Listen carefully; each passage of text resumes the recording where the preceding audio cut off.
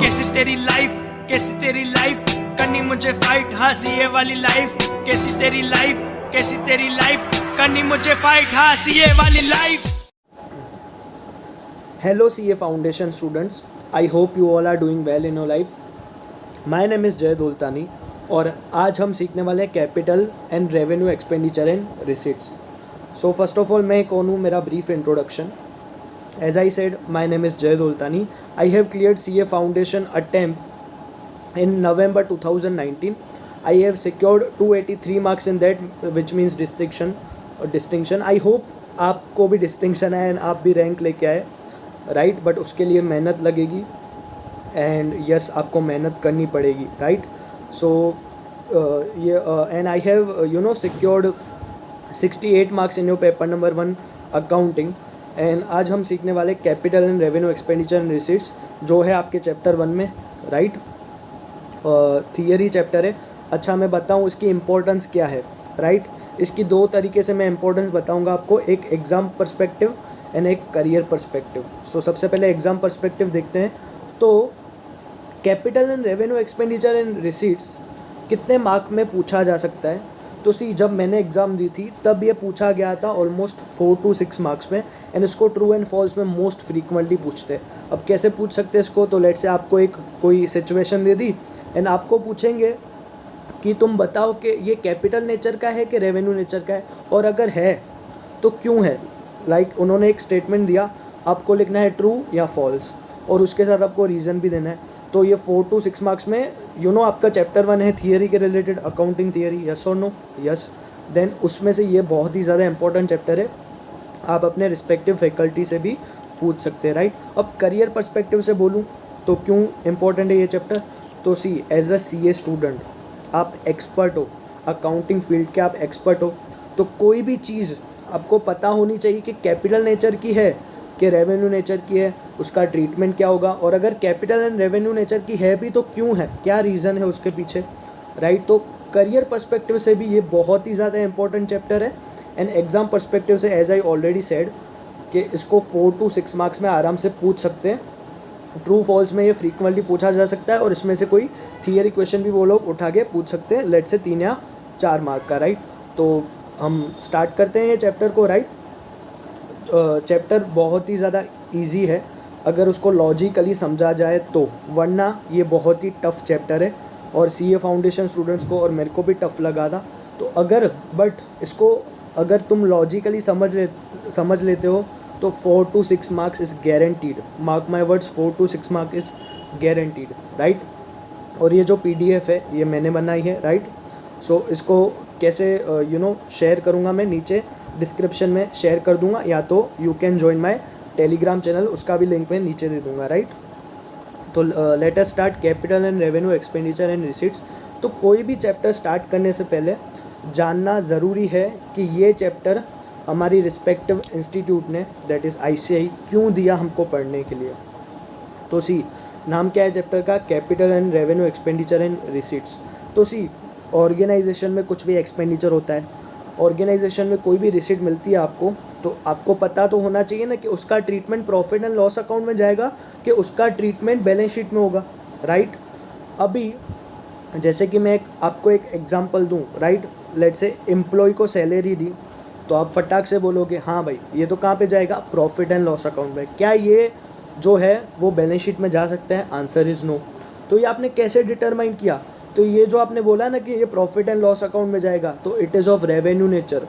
क्यों day to day operation के related है, उस पर मैं आगे आऊँगा, आपको पूरा का पूरा समझाऊँगा कि कैपिटल क्या होता है, रेवेन्यू क्या होता है। बट अभी इतना ब्रीफ में याद रखिए कि अगर कैपिटल है तो उसकी इफेक्ट कहीं ना कहीं पे बैलेंस शीट में आएगी, और अगर रेवेन्यू है तो उसकी इफेक्ट कहीं ना कहीं पे P&L में आएगी। तो as a CA student, right, you are the king of accounting, you are the expert of accounting. तो आपको पता ही होना चाहिए कि ये कैपिटल है कि रेवेन्यू है, अगर है तो क्यों है, राइट। और इसकी ट्रीटमेंट अकॉर्डिंगली क्या करनी पड़ेगी। तो it is the most important chapter, right. ये हमारा इंट्रोडक्शन। तो सबसे पहले अभी हम सीखते हैं कि capital and revenue expenditure and receipts, इसमें 11 से 12 स्लाइड होंगी, वो आप कर लोगे, इट इज़ सफिशेंट। उसके बाद you can easily score decent marks, right. So let us start. Now introduction as to why we should study this chapter. तो जैसे मैंने बोला, सी हमारा ऑर्गेनाइजेशन है, हम डे टू डे ऑपरेशंस करते हैं कि नहीं, यस हम करते हैं। तो लेट से जो भी तुम ऑपरेशंस करते हो, राइट, अब लेट से किसी ऑर्गेनाइजेशन ने सेल्स किया, तो वो कौन सा नेचर है, ऑब्वियसली रेवेन्यू नेचर। कहाँ पे जाएगा, प्रॉफिट एंड लॉस अकाउंट में, है कि नहीं, राइट, कहाँ पे जाएगा, प्रॉफिट एंड लॉस अकाउंट में। सी, अब हेडिंग ध्यान से पढ़ना, introduction as to why we should study this chapter, right, ये हेडिंग है कि नहीं, राइट। तो अभी ये जो फर्स्ट लाइन दी हुई है आपके मॉड्यूल में दी हुई है, देखते हैं क्या बोलती है। Accounting includes ascertainment and presentation of business results of an entity for a particular accounting period, right. Accounting में बेसिकली क्या होता है, तो एंटिटी जो भी जो भी ऑपरेशंस करती है उससे कुछ बिजनेस रिजल्ट जनरेट होगा, राइट। तो उसका असर्टेनमेंट यानी उसका अमाउंट देखने का, और उसका प्रेजेंटेशन कि इसको प्रेजेंट कहाँ पे करे, हाँ कि नहीं, राइट। तो जैसे कि सेल्स में बोलूँ तो सेल्स क्या है, सेल्स ऑपरेशन है जो एंटिटी करती है, राइट। सेल्स है, ऑपरेशन है जो एंटिटी करती है एक पर्टिकुलर अकाउंटिंग पीरियड के लिए, और उस सेल्स का अमाउंट असर्टेन करना होता है, राइट, और उसको प्रेजेंट करना होता है, right. Now but in order to present the same, अभी ध्यान से सुनना हम क्यों पढ़े ये चैप्टर उसके लिए, but in order to present the same we have to determine the nature of the transaction whether it is of revenue और कैपिटल नेचर, राइट। अगर आपका ऑर्गेनाइजेशन कुछ भी अकाउंटिंग एक्टिविटी कर रहा है, उसका हमको अमाउंट पता होना चाहिए, उसका हमको नेचर पता होना चाहिए, कैपिटल है कि रेवेन्यू है, और अकॉर्डिंगली उसको प्रेजेंट कैसे करना है, यानी उसका ट्रीटमेंट कैसे करना है, वो भी हमको पता होना चाहिए। तो लेट से अगर ऑर्गेनाइजेशन सेल्स करता है, राइट, ऑर्गेनाइजेशन अगर सेल्स करता है, कुछ बिजनेस एक्टिविटी से रेवेन्यू जनरेट करता है, टर्नओवर करता है, तो उसका अमाउंट तो हमको पता होगा, ठीक है, अमाउंट पता होगा, बट अभी उसका प्रेजेंटेशन कैसे होगा। तो अगर मैं आपसे पूछूं लेट से सेल्स जो है वो कैपिटल नेचर की है कि रेवेन्यू नेचर की है, लेट से कहाँ पे आती है, पीएनएल में आता है कि बैलेंस शीट में आता है, तो आप मेरे को फट से जवाब दोगे कि यस, जो टर्नओवर है वो कहाँ पे आता है, तो टर्नओवर आता है प्रॉफिट एंड लॉस अकाउंट में, यानी ट्रेडिंग अकाउंट में। तो ये आपने कैसे नक्की किया, तो इसके लिए ऑब्वियसली जो नेचर है वो नक्की करना बहुत ही ज़्यादा इम्पोर्टेंट है। तो इसलिए हम ये चैप्टर पढ़ रहे हैं कि अगर ऑर्गेनाइजेशन कुछ भी एक्टिविटी करता है, एक पर्टिकुलर अकाउंटिंग पीरियड में कुछ भी एक्टिविटी करता है, तो उसके असर्टेनमेंट एंड प्रेजेंटेशन के लिए उसका नेचर जानना बहुत ही ज़्यादा ज़रूरी है, राइट, कि वो आखिर कौन से नेचर का है एंड उसको प्रेजेंट कहाँ पे करना है। तो इसलिए हम ये चैप्टर पढ़ रहे हैं, राइट। तो आगे बढ़ते हैं।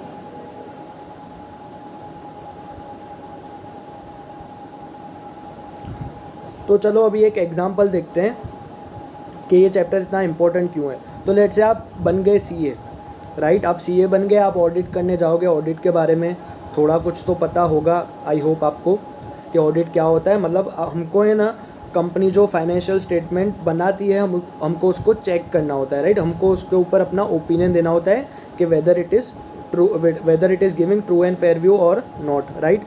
तो लेट से अगर आप सीए बन गए और कंपनी ने कुछ रिपेयर्स का एक्सपेंडिचर किया है, राइट, कंपनी ने कुछ रिपेयर्स का एक्सपेंडिचर किया है, तो अभी उस रिपेयर्स को, मशीनरी के ऊपर रिपेयर्स का एक्सपेंडिचर किया है, तो अभी उस रिपेयर्स को प्रॉफिट एंड लॉस में डालें कि उसको बैलेंस शीट में ले जाके वो जो कॉस्ट ऑफ मशीनरी है उसके अंदर ऐड कर दें।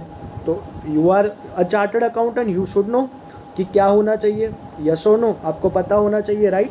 तो ये एग्जाम्पल है। अभी लेट से अगर किसी ने ये चैप्टर अच्छे से नहीं पढ़ा है, वैसे ऐसे हो तो नहीं सकता, if you are chartered accountant आपको पता ही होगा आगे जाके, ऑब्वियसली जैसे जैसे आप सीखोगे तो आपको उस टाइम पता ही होगा कि इसकी ट्रीटमेंट क्या होने वाली है। तो लेट से यही क्वेश्चन को लेके चलते हैं कि रेवेन्यू, ये जो रिपेयर्स का एक्सपेंडिचर है, इसको नेचर हमको पता होना चाहिए ना कि ये कैपिटल है कि रेवेन्यू है, इसको कहाँ पे लेके जाए, प्रॉफिट एंड लॉस के बैलेंस शीट। तो इसके लिए हमको ये चैप्टर आना चाहिए। तो लेट से अभी 8 से 10 मिनट मैंने बोला होगा, ये जस्ट एक इंट्रोडक्शन है, मेन कंटेंट अभी स्टार्ट होगा।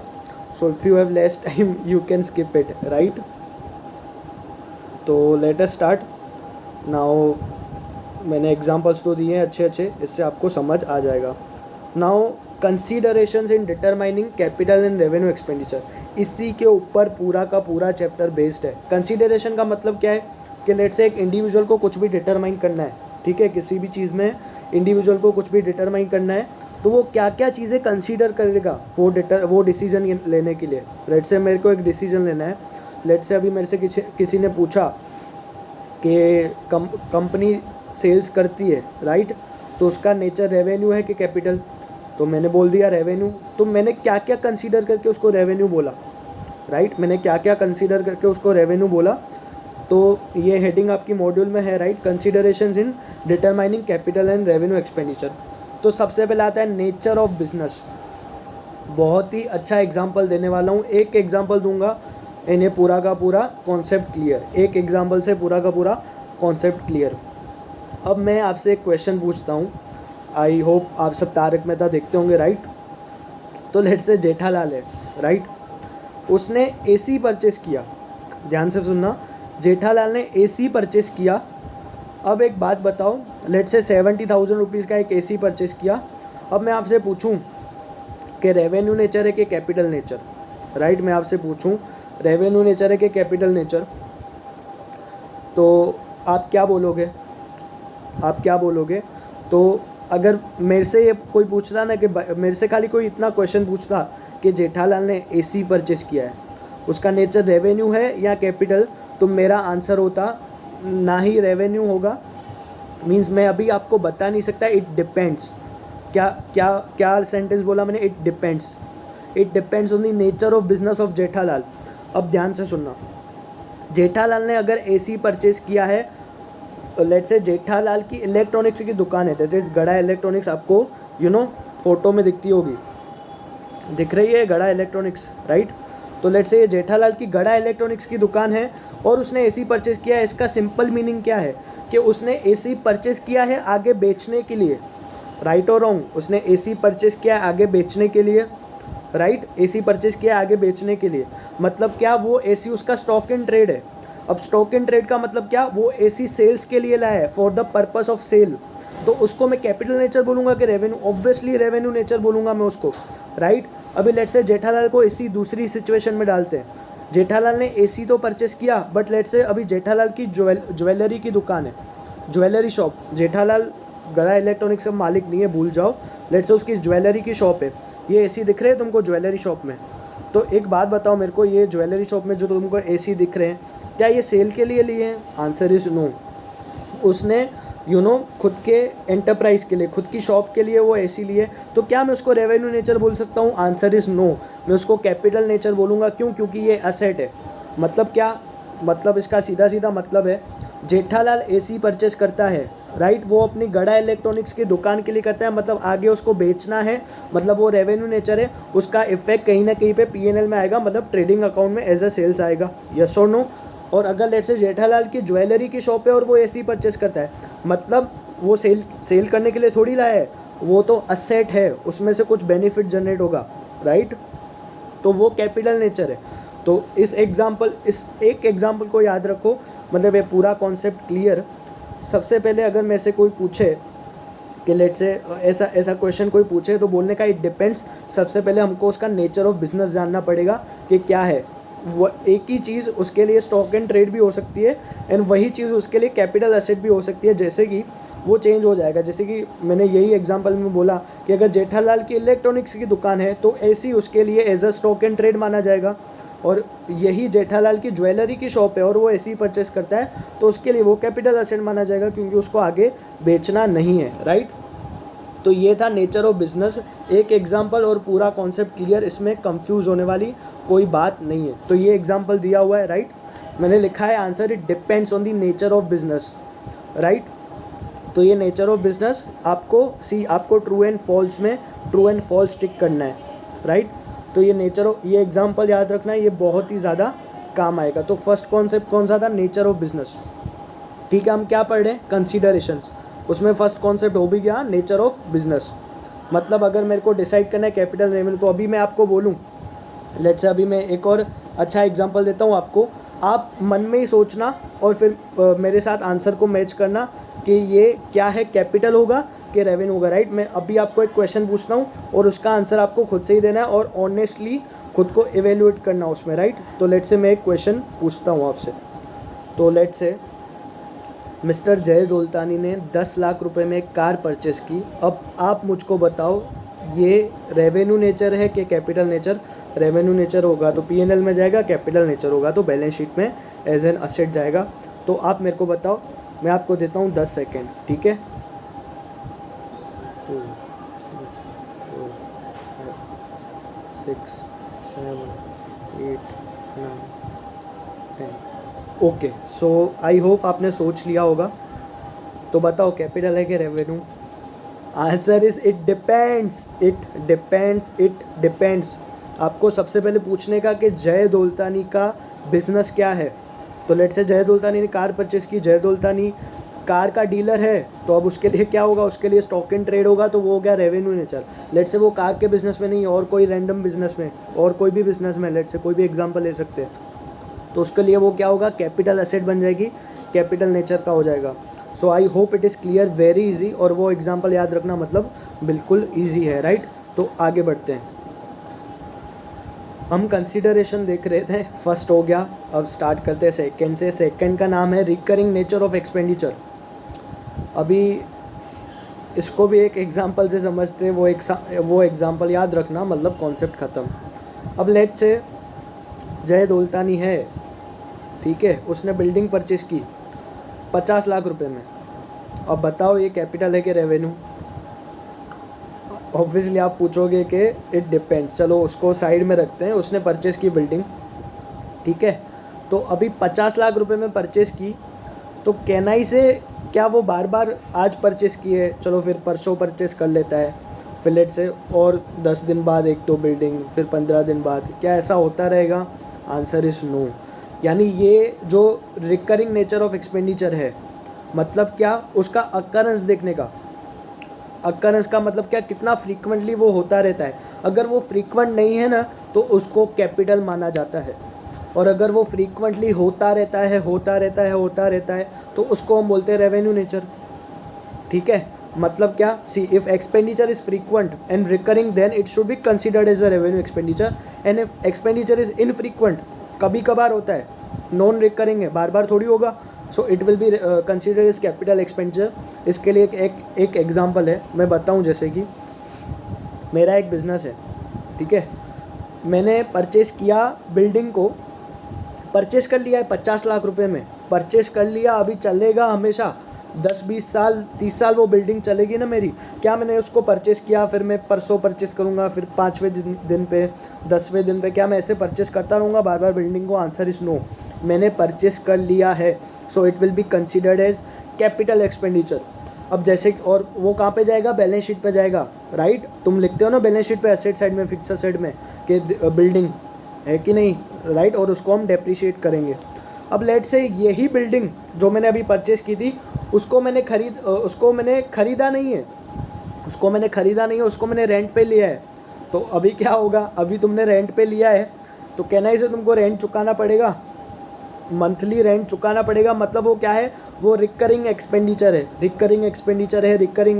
है, तो वो कहाँ पे आएगा, रेवेन्यू नेचर, वो आएगा प्रॉफिट एंड लॉस अकाउंट में।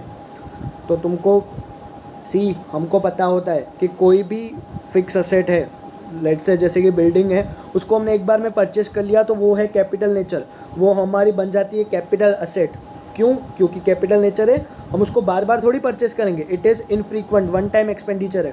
अब लेट से मैं ही उसको रेंट पे लूँ, तो मेरे को क्या करना पड़ेगा, उसको, वो रिकरिंग एक्सपेंडिचर है, वो मेरे को बार बार करना पड़ेगा, उसको मेरे को मंथली चुकाना पड़ेगा, तभी वो रेवेन्यू नेचर है, और हम उसको लेके जाएंगे प्रॉफिट एंड लॉस अकाउंट में, है कि नहीं। तो ये एग्जांपल था, तो recurring nature of expenditure, right. Okay, sorry, some disturbance was there, I am extremely sorry for that, right. तो कहाँ पे थे हम, कि लेट से बिल्डिंग था, रेंट बार बार पे कर रहे थे। अब जैसे कि बिल्डिंग परचेस कर ली एक बार, तो बार बार थोड़ी एक्सपेंडिचर होने वाला है, तो उसको कैपिटल नेचर मानने का। और रेंट, बिल्डिंग परचेस नहीं की है, रेंट पे कर ले उसके लिए, तुम्हारे नाम की नहीं है, परचेस नहीं की तुमने, तो उसको बार बार पे करना पड़ेगा, फ्रीक्वेंटली एक्सपेंडिचर है, राइट। तो उसको हम बोलेंगे रेवेन्यू नेचर। अब लेट से इसी को है ना, मैंने आगे तुमसे एक बात पूछी थी कि लेट से कंपनी ने रिपेयर करवाया है, राइट, उसको इसके साथ रिलेट कर सकते हैं। तो अगर कंपनी ने रिपेयर करवाया है, ठीक है, कंपनी ने रिपेयर करवाया है, तो लेट से मैं तुमको बोलूँ कि यार उस रिपेयर को क्वार्टरली करवाना पड़ता है, 3-3 महीने मेरे को उसको रिपेयर करवाना पड़ता है, तो क्या बोलोगे तुम लोग, रेवेन्यू नेचर। और लेट से वन टाइम रिपेयर है, यानी एक मेजर एक्सपेंडिचर हुआ रिपेयर्स का, वन टाइम एक्सपेंडिचर, उसको रिपेयर करवाना, अभी 4-5 साल तो कोई टेंशन ही नहीं है, तो क्या बोलूँगा मैं उसको, तो मैं उसको बोलूँगा कैपिटल नेचर। तो वेरी इजी, तो हमारे दो कंसीडरेशन हो गए। मतलब जब आप कंसीडरेशन का मतलब क्या है याद रखना, जब आप कैसे नक्की करोगे कैपिटल या रेवेन्यू, तो सबसे पहले आप देखोगे नेचर ऑफ बिजनेस क्या है, ठीक है, नेचर ऑफ बिजनेस क्या है वो देखोगे, और देखोगे कि रिकरिंग नेचर ऑफ एक्सपेंडिचर है कि नहीं। अगर रिकरिंग है तो रेवेन्यू नेचर, अगर नहीं है तो कैपिटल नेचर, राइट। अब जाते हैं थर्ड कॉन्सेप्ट पे, पर्पस ऑफ एक्सपेंस। अभी इसमें मैं तुमको आगे पढ़ाऊँ, ठीक है, थोड़ा सा कॉम्प्लिकेटेड है, बट ये जो मैंने एग्जांपल दिए उससे एकदम क्लियर हो जाएगा, कोई टेंशन वाली बात ही नहीं है, राइट। ये एग्जांपल याद रखना, फिर थियरी तो मक्खन एकदम इजी लगेगी, राइट। अब इस एग्जांपल को रिलेट करते हैं और अच्छे से समझते हैं, ठीक है। तो चलो इसको स्टार्ट करते हैं, बहुत ही ज़्यादा इंटरेस्टिंग है, हाँ ध्यान से। अभी इनफॉर्मल एग्जांपल लेंगे पहले, सबसे पहले थियरी को देख लेते हैं और उसको एग्जांपल के साथ रिलेट करते हैं। तो दो प्रकार की बातें इधर, या तो वो रेवेन्यू होगा या तो वो होगा कैपिटल। तो सी मैं सिंपली बताता हूँ, सिंपल शब्दों में उसको याद रख लो, मतलब तुमको पता चल जाएगा कि वो रेवेन्यू होगा कि कैपिटल। अगर मैं ऐसा बोलूँ कि वो नॉर्मल एक्सपेंडिचर है, उससे कुछ भी कैपेसिटी नहीं बढ़ेगी असेट की, मतलब असेट कुछ ज़्यादा बेनिफिट नहीं करने वाली हमको, वो एक्सपेंडिचर क्यों कर रहे हैं, सिर्फ नॉर्मल मेंटेनेंस के लिए, असेट को उसी क्षमता पे बनाए रखने के लिए वो एक्सपेंडिचर करना बहुत ही ज़्यादा ज़रूरी था, तो उसको हम बोलेंगे रेवेन्यू एक्सपेंडिचर, ठीक है। क्या बोला मैंने, असेट की एफिशिएंसी कोई इंक्रीज़ नहीं होने वाली है, कोई उसकी स्ट्रेंथ बढ़ने नहीं वाली है, उसको वो एक्सपेंडिचर हम क्यों कर रहे हैं, तो नॉर्मल मेंटेनेंस के लिए, उससे कुछ भी एडिशनल बेनिफिट जनरेट नहीं होने वाला है, तो उसको हम बोलेंगे रेवेन्यू। अब कैपिटल की बात सुनना ध्यान से, ये वाला कैपिटल है। कैपिटल का मतलब क्या, कैपिटल एक्सपेंडिचर करते हो ना, तो असेट में एक अलग एफिशिएंसी क्रिएट होती है, एडिशनल बेनिफिट क्रिएट होगा, असेट और ज़्यादा चलेगी, और ज़्यादा प्रोडक्शन देगी तुमको, राइट। अगर ऐसा कुछ होता है, यानी उसकी एफिशिएंसी ऐड होती है, राइट, उसकी असेट की क्षमता बढ़ती है, तो हम उसको बोलेंगे कैपिटल एक्सपेंडिचर। अब ध्यान से सुनना, इसके दो एग्जांपल दूंगा मैं, एक होगा इनफॉर्मल एग्जांपल और एक होगा फॉर्मल एग्जांपल। अब इनफॉर्मल एग्जांपल में फिर से आ गए तारक मेहता पे, तो चलो देखते हैं। अभी लेट से एक बात बताओ तुमको, चलो तारक मेहता तो ठीक है, गोकुलधाम सोसाइटी का एग्जांपल लेंगी, फिर मैं तुमको फॉर्मल एग्जांपल भी दूंगा। तो लेट से ये सुंदरलाल है, ठीक है, जेठालाल का साला। लेट से ये गोकुलधाम सोसाइटी दिख रही होगी तुमको, जूम कर देता हूँ मैं, ठीक है, ठीक है। अभी ये क्या है, तुमको कुछ अलग दिख रहा है गोकुलधाम में, हाँ मतलब कलर किया हुआ है, अच्छा। तो लेट से ये जो है सुंदरलाल, इसने गोकुलधाम सोसाइटी में कलर करवाने का कॉन्ट्रैक्ट लिया है। तो एक बात बताओ, अभी कलर हो गया, ठीक है, पेंटिंग्स हो गई गोकुलधाम सोसाइटी में, तो एक बात बताओ मेरे को, क्या इससे असेट की, लेट से ये असेट ही है पूरी प्रेमाइस, इससे कोई एफिशिएंसी इंक्रीज हुई? आंसर इज नो, कोई भी एफिशिएंसी इंक्रीज नहीं हुई इससे, राइट। ये सिर्फ मेंटेनेंस पर्पस के लिए। एक बात बताओ, अगर पेंटिंग नहीं करवाते तो क्या चल सकता था? अरे बिल्कुल, मतलब मेंटेनेंस के लिए लिया है वो। सी हमने पेंटिंग करवाया है, क्यों? मेंटेनेंस पर्पस के लिए। क्या मेरे को इससे कोई भी एडिशनल बेनिफिट जनरेट होगा? आंसर बताओ। एडिशनल बेनिफिट यानी इसको मैं बिजनेस पॉइंट ऑफ व्यू से कनेक्ट करूंगा, फिर पता चलेगा क्या कोई भी प्रोडक्शन कैपेसिटी बढ़ेगी इससे? Answer is no. क्या तुमको कुछ नवा फ्लैट इधर बना हुआ दिखाई दे रहा है? Answer is no. यानी इसने पेंटिंग किया है वो सिर्फ मेंटेनेंस पर्पस के लिए, तो उसको हम क्या बोलेंगे? Revenue nature. अब लेट से ये है जेठालाल, ठीक है, biggest simp of Gokuldham society, right. अब इसने बबीता जी के लिए एक नया फ्लैट कंस्ट्रक्ट करवाया, इधर एडिशनल प्रेमाइस परचेज की है, कंस्ट्रक्ट करवाई है। तो अभी क्या हुआ, उसने एडिशनल प्रेमाइस कंस्ट्रक्ट करवाई, तो कहना से कैपेसिटी बढ़ी, ज़्यादा लोग रह सकेंगे, एफिशिएंसी बढ़ी। Answer is yes. तो दोनों में फ़र्क क्या था? सी पहले में सुंदरलाल ने जो पेंटिंग्स कराई थी, ठीक है, उसमें क्या था, वो मेंटेनेंस पर्पस के लिए थी। बट जेठालाल सिम्प, उसने बबीता जी के लिए प्रेमाइस बनवाई, तो उससे क्या हुआ? कैपेसिटी जनरेट हुई। तो लेट से अभी इसका एक फॉर्मल एग्जांपल लेते हैं फटाफट। लेट से कोई प्रेमाइस है, लेट से रिलायंस इंडस्ट्रीज़ है, उसकी एक पर्टिकुलर प्रेमाइस है, ठीक है, उसकी एक पर्टिकुलर प्रेमाइस है, उन्होंने उसमें पेंटिंग करवाई है। कहना से वो क्या उसको बैलेंस शीट में लेके जाएंगे? Answer is no. क्यों? क्योंकि वो था सिर्फ मेंटेनेंस पर्पस के लिए, वो सिर्फ था मेंटेनेंस पर्पस के लिए, वो रेवेन्यू नेचर का है, वो जाएगा प्रॉफिट एंड लॉस अकाउंट में। पर लेट से रिलायंस इंडस्ट्री ने ही उस प्रेमाइस में एक और एडिशनल फ्लोर बनवा दिया, लेट्स से 10 फ्लोर की प्रेमाइस थी, उसमें एक एडिशनल 11th फ्लोर बनवा दिया, तो एक बात बताओ मेरे को, उससे एफिशिएंसी क्रिएट हुई कि नहीं? Answer is yes, 100% efficiency create हुई। अब लेट्स से एक और एग्जांपल देता हूँ कोचिंग इंस्टीट्यूट का। लेट्स से एक कोचिंग इंस्टीट्यूट था, कोई भी ले लेते हैं, ठीक है, मेरे को ठीक है नाम नहीं लूँगा मैं, कोई भी XYZ कोचिंग इंस्टीट्यूट, उन्होंने प्रेमाइस की पेंटिंग करवाई। अब क्या कोई एफिशिएंसी जनरेट हुई? Answer is no. तो ऑब्वियसली क्या है वो? Revenue nature. अब मैं बोलूँ उसी प्रेमाइस में उन्होंने कैंटीन बनवा दिया, लोगों के तो कैंटीन बंद हो रहे, पर लेट्स से उन्होंने कैंटीन बनवाया, ठीक है।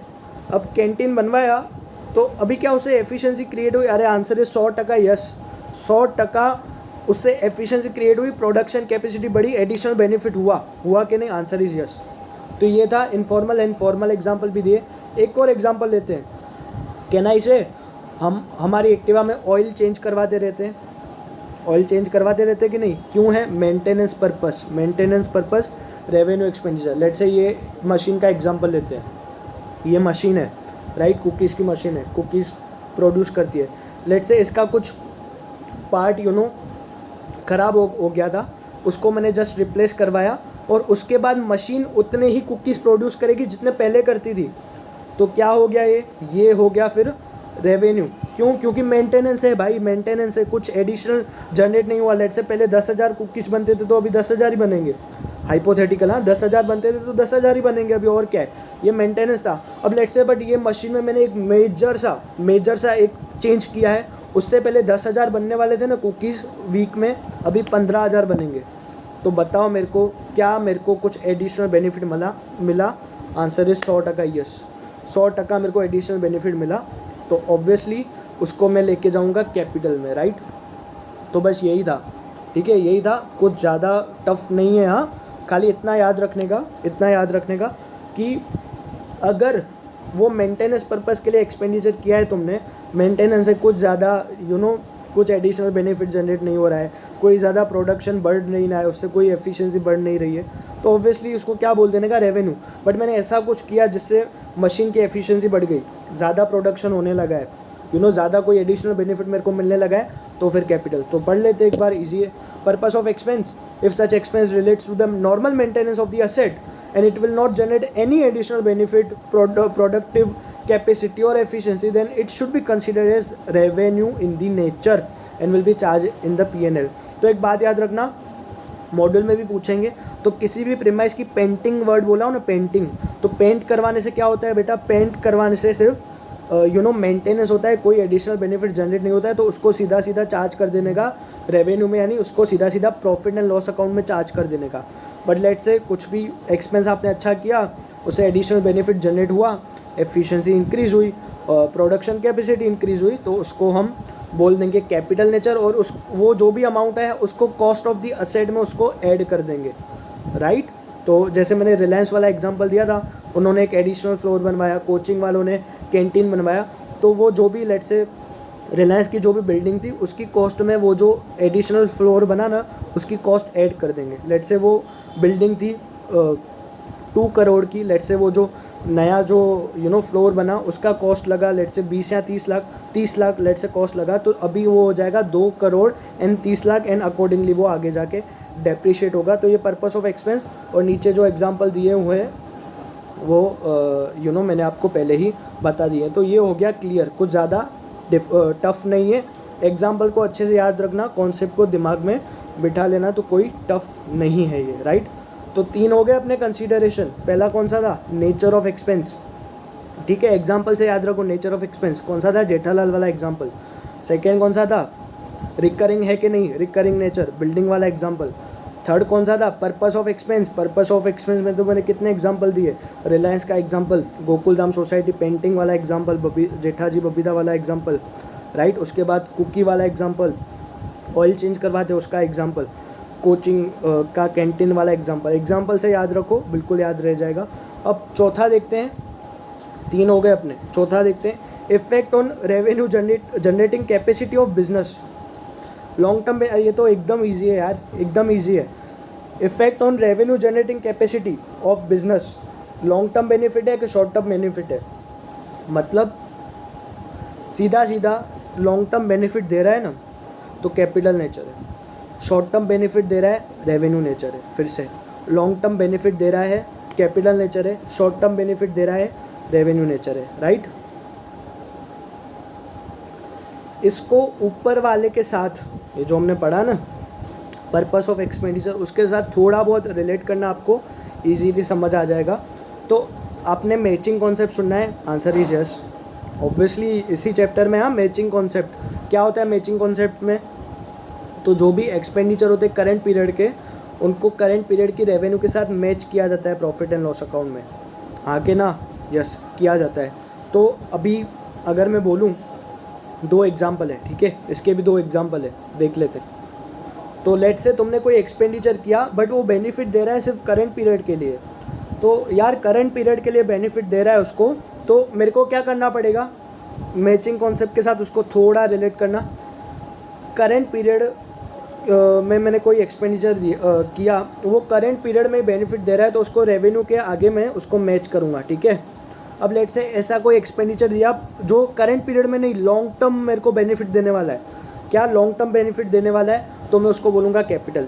मैचिंग कॉन्सेप्ट क्या बोलता है कि करंट पीरियड में कुछ भी एक्सपेंडिचर करते हो वो करंट पीरियड के लिए बेनिफिट देता है, तो उसको करंट पीरियड की रेवेन्यू के साथ मैच करो। आंसर इज मतलब हाँ कि ना, तो आंसर इज यस।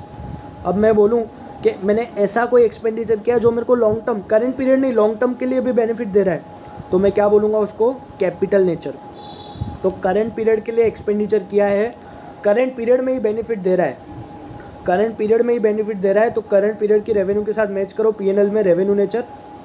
और अगर मैंने ऐसा कोई एक्सपेंडिचर दिया है जो करंट पीरियड में नहीं, लॉन्ग टर्म मेरे को बेनिफिट देने वाला है, तो ऑब्वियसली हम उसको क्या बोलेंगे, कैपिटल एक्सपेंडिचर।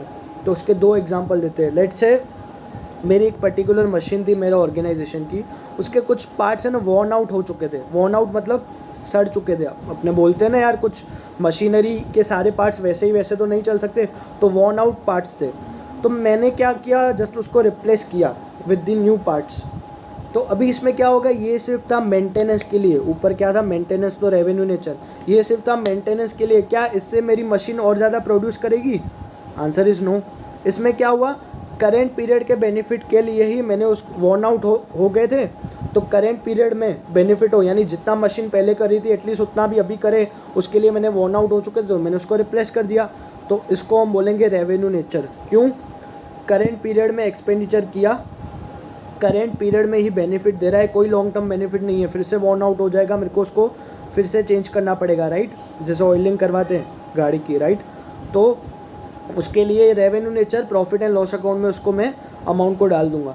पर लेट से ऐसा हुआ कि मेरी एक पर्टिकुलर मशीनरी थी, उसमें उसका जो इंजन था, ओल्ड जो इंजन था पुराना वाला, उसको मैंने हटा दिया, उसकी जगह पे मैं लेके आया न्यू इंजन।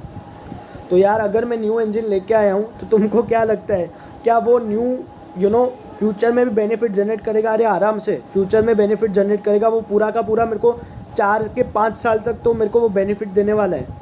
तो ऑब्वियसली मैं उसको क्या बोलूँगा, कैपिटल एक्सपेंडिचर। तो सिंपल है, long term benefit, short term benefit. मैंने वॉर्न आउट पार्ट्स की बात की थी, राइट, तो वो वॉर्न आउट हो गए, मैंने चेंज किए, अरे फिर से वॉर्न आउट होने वाले, वो सिर्फ मेरे को 4-5 महीने इतना ही बेनिफिट देने वाले, फिर से वॉर्न आउट हो जाएंगे, मेरे को फिर से लाना पड़ेगा। तो वो क्या हुआ, रेवेन्यू एक्सपेंडिचर, ठीक है। फिर अगर मैं बोलूँ मैंने न्यू इंजन लगाया, अब न्यू इंजन लगाया है, ऑब्वियसली मेरे को 4-5 साल तक बेनिफिट देने वाला है, क्या बोलूँगा मैं उसको, कैपिटल नेचर, कैपिटल एक्सपेंडिचर।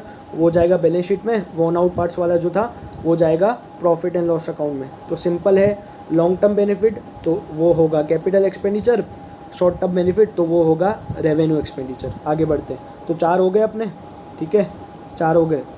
अभी ये तो एकदम ईजी है, मटेरियलिटी ऑफ द अमाउंट। तो लेट से मैं बोलूँ, लेट से मैं फॉर्म में काम करता हूँ, ठीक है, लेट से मैं एक सीए फॉर्म में काम करता हूँ, मैंने कैलकुलेटर परचेज़ किया, लेट से फॉर्म ने कैलकुलेटर परचेज़ किया, मैं लेके आया और मैंने सर को बोला कि इसको एज अ कैपिटल असेट डाल दो बैलेंस शीट में। तो आपको क्या लगता है सर मेरा क्या हाल करेंगे, मेरा प्रिंसिपल है, मेरा क्या हाल करेगा? ऑब्वियसली जो आप सोच रहे हैं, ऑब्वियसली बहुत ही ज़्यादा डांट पड़ने वाली है मेरे को, कुछ भी हो सकता है कि तू सीए स्टूडेंट बना कैसे, राइट। तो अभी क्या हुआ इसमें कि कैलकुलेटर जैसी इतनी क्या बोल सकते हैं, इतना इममटेरियल अमाउंट है, कितने का आता है 100 200 300 रुपये, राइट। उसको मैं क्या बैलेंस शीट में दिखा सकता हूँ? Answer is no. कभी तुमने देखा है कि रिलायंस इंडस्ट्री ने अपने फाइनेंशियल स्टेटमेंट में असेट साइड लिखा हो calculators? Answer is no. So obviously क्या है, materiality of the amount, material यानी मॉनेटरी अमाउंट, मॉनेटरी कितना मटेरियल है वो। तो मटेरियल सी सब्जेक्टिव भी हो सकता है, लेट्स से एक एग्जांपल दूं तो लेट्स से पर्टिकुलर एक ऑर्गेनाइजेशन के लिए 20,000 बहुत ही, अभी रिलायंस इंडस्ट्री है उसके लिए 20,000 बहुत मामूली सी बात है। बट लेट्स से कोई नया कोई प्रोविज़न स्टोर है, तो प्रोविज़न स्टोर है वो, तो 20,000 उसके लिए बड़ी बात है यार। तो रिलायंस के लिए वो छोटी बात है और प्रोविज़न स्टोर के लिए वो बड़ी बात है। आंसर इज हाँ के ना, आंसर इज यस। तो अभी मैं बोलूँ कि मटेरियल, अब मटेरियल ये जो लाइन लिखी है ना, मटेरियलिटी की डेफिनेशन, ये इतनी ज़्यादा इम्पोर्टेंट है, आपको आगे भी अगर कोई पूछता है कि मटेरियलिटी का मतलब बताओ, तो आप कोई बोलेगा इम्पोर्टेंट ये वो, उसकी एक डेफिनेशन है, वो याद रख लेना। वो डेफिनेशन आपने बोली मतलब सामने वाले के मन में आपकी इज्जत ऑटोमेटिकली बढ़ जाएगी। अब मटेरियलिटी की ये डेफिनेशन याद रखना, इसको भले 10 बार बोलना हो मन में तो 10 बार बोलना। कौन सी है? Material means which will affect the decision making of the share holders and stake holders of the company. Very very very very much important. Materiality means which affects the decision making. अब calculator का example लिया मैंने, ये है calculator, इसका example लिया मैंने। क्या एक बात बताओ, इसको परचेस करके करे ना करे, कितने का करे, क्या मुकेश अंबानी को फ़र्क पड़ता है? मोटा भाई मुकेश अंबानी को फ़र्क पड़ता है? आंसर इज नो, बिल्कुल फ़र्क नहीं पड़ता। तो ये क्या हुआ, मटेरियलिटी यानी उसकी डिसीजन मेकिंग, इसको परचेस करें कि ना करें, उसको इसका जो अमाउंट है क्या उससे उसका डिसीजन मेकिंग अफेक्ट होगा? Answer is no. तो मटेरियलिटी का ये डेफिनेशन याद रखना, materiality means which will affect the decision making of the share holders of the company. Okay, तो लेट अस स्टार्ट, राइट। कहाँ पे थे? हाँ, मटेरियलिटी पे। तो मैंने बोला डेफिनेशन बहुत ज़्यादा इंपॉर्टेंट है, ठीक है। और मटेरियलिटी मैंने बोला था कि डिपेंड्स, ठीक है, तुम्हारा नेचर क्या है, फर्म का बिजनेस का नेचर क्या है, साइज़ क्या है। मैंने तुमको बोला था कि मुकेश अंबानी के लिए कैलकुलेटर का 20,000 रुपये का अमाउंट मैटर नहीं करता है, पर लेट से वही कोई छोटा प्रोविज़न स्टोर है तो उसके लिए बिल्कुल वो मैटर करता है, राइट। तो मटेरियलिटी, तो ऑब्वियसली इसमें कुछ डिस्कस करने जैसा इतना बचा नहीं है। मैंने क्या बोला तुमको कि मटेरियलिटी, अभी कैलकुलेटर, तो लेट से क्वेश्चन में पूछेंगे कि लेट से कैलकुलेटर परचेज़ किया 200 रुपये का, 250 रुपये का, तो तुम बताओ कैपिटल नेचर है रेवेन्यू? ऑब्वियसली बता देने का कि भाई रेवेन्यू नेचर है। पूछेंगे क्यों, तो ऑब्वियसली ऐसा लिखना, रीज़न में बिल्कुल ऐसा लिखना पड़ेगा, इट इज़ नॉट मटेरियल, ऐसा मत लिखना, ऐसा लिखना, थोड़ा उसको एलाबरेट करना कि it is not material because it can not affect, it is not able to affect the decision making of share holders and stake holders of the company. Very very important, CA intermediate में भी आगे आओगे तो ये sentence बहुत काम आने वाला है तुमको, राइट। देखो मैंने लिखा है स्टेशनरी क्यों रेवेन्यू मानते हो, उसको तुम पीएनएल में लिखते हो ना, स्टेशनरी एक्सपेंडिचर क्यों उसको पीएनएल में लिखते हो, तो ये रीज़न है क्यों उसका अमाउंट है इममटेरियल, यानी उसके अमाउंट से डिसीजन मेकिंग जो है वो उससे कुछ फ़र्क नहीं पड़ता, राइट। डिसीजन मेकिंग है उसके अमाउंट से डिसीजन मेकिंग जो है शेयर होल्डर और स्टेक होल्डर्स का, उससे उसको कुछ फ़र्क नहीं पड़ता, तभी वो इममटेरियल है। तो स्टेशनरी का अमाउंट पीएनएल में इसीलिए आता है। तो अगर कोई पूछे तुमसे कभी आगे जाके भी कि लेट्स से स्टेशनरी का amount profit and loss account में क्यों आता है, तो तुमको फट से जवाब देने का क्योंकि इसका अमाउंट इममटेरियल है। इममटेरियल क्यों है, कैसे है? क्योंकि it does not affect the decision making of share holders and stake holders, right. तो अपने कितने हो गए? 5 पॉइंट्स। कितने हो गए? 5 पॉइंट्स। अभी ऑलमोस्ट जो तुम्हारी मॉड्यूल में कवर्ड है, आईसीआई की मॉड्यूल में जो तुम्हारे कवर्ड है 5 कंसीडरेशंस, वो मैंने इधर कवर कर ली है, राइट। बट अगर मैं आगे जाऊँ थोड़ा, वो तुम्हारे मॉड्यूल में नहीं है, मॉड्यूल में होगा तो थोड़ा रेफरेंस होगा, राइट। ये तुमको बहुत ही ज़्यादा काम आएगा, बहुत ही ज़्यादा इम्पोर्टेंट है ये, ऐसा मान लो, बहुत ही ज़्यादा इम्पोर्टेंट है।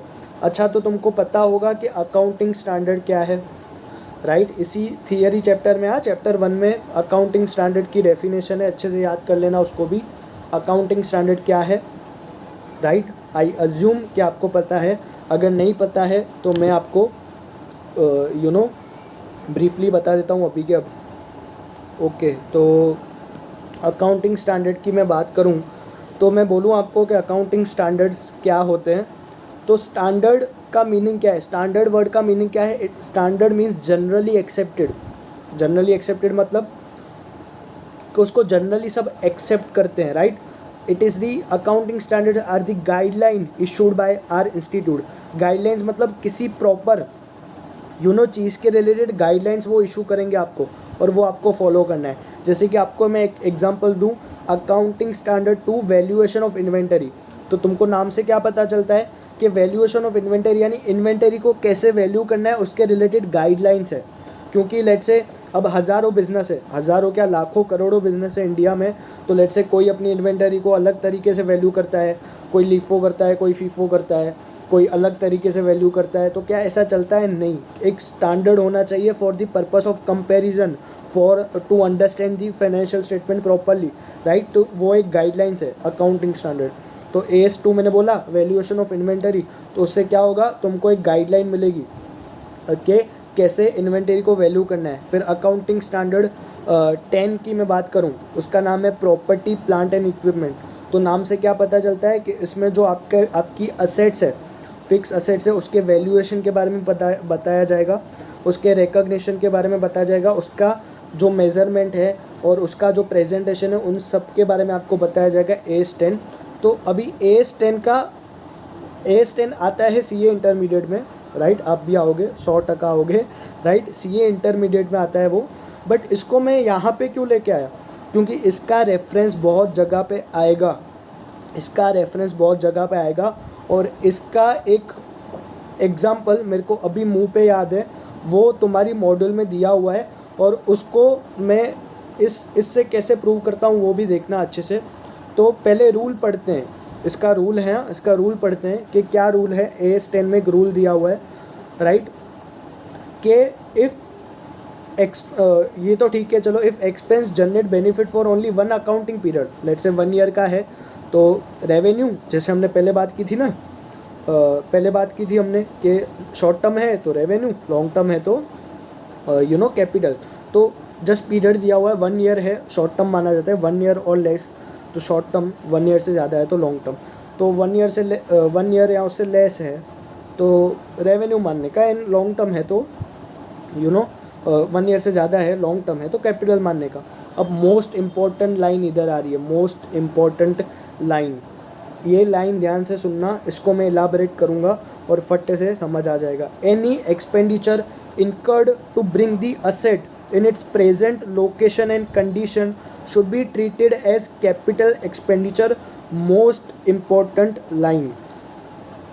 ठीक है, इसका एग्जाम्पल तुम्हारे एक के 2 एग्जाम्पल मैं अभी के अभी बताऊंगा, अभी के अभी सॉल्व हो जाएंगे, तुम्हारे मॉडल में भी दिए हुए हैं, राइट? अब ध्यान से सुनना, क्या लिखा हुआ है? Any expenditure incurred to bring the asset in its present location and condition. अब लेट से मैंने कोई असेट परचेस की, राइट? अभी उस असेट को मेरे को उसकी करंट लोकेशन में लाना है, करंट कंडीशन में लाना है, तो तुम क्या करोगे? चलो इसका एक एग्जांपल देता हूँ। तो उसको हम क्या बोलेंगे? Capital expenditure. मतलब लेट से मैंने कुछ ऐसा एक्सपेंस किया जिसकी वजह से जो ना होता तो असेट प्रेजेंट लोकेशन और कंडीशन में नहीं आ सकती थी, जो नेसेसरी था असेट को उसकी प्रेजेंट लोकेशन एंड कंडीशन में लाने के लिए, तो मैं उसको ऐड करूँगा। अभी इसका एक एकदम रेडी एग्जांपल देता हूँ आपको। आपने देखा होगा कि जब आप नई असेट परचेस करते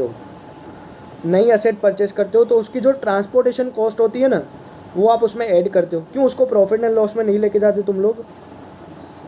अभी तुमसे कोई, लेट्स से तुम यू आर CA स्टूडेंट, तुमसे कोई पूछे कि यार मैंने नई असेट परचेस की थी, उसका ट्रांसपोर्टेशन कॉस्ट लगा है, तो अकॉर्डिंग टू मी तो वो P&L में आना चाहिए, बट कॉस्ट ऑफ असेट में ऐड किया गया है, तो ऐसा क्यों?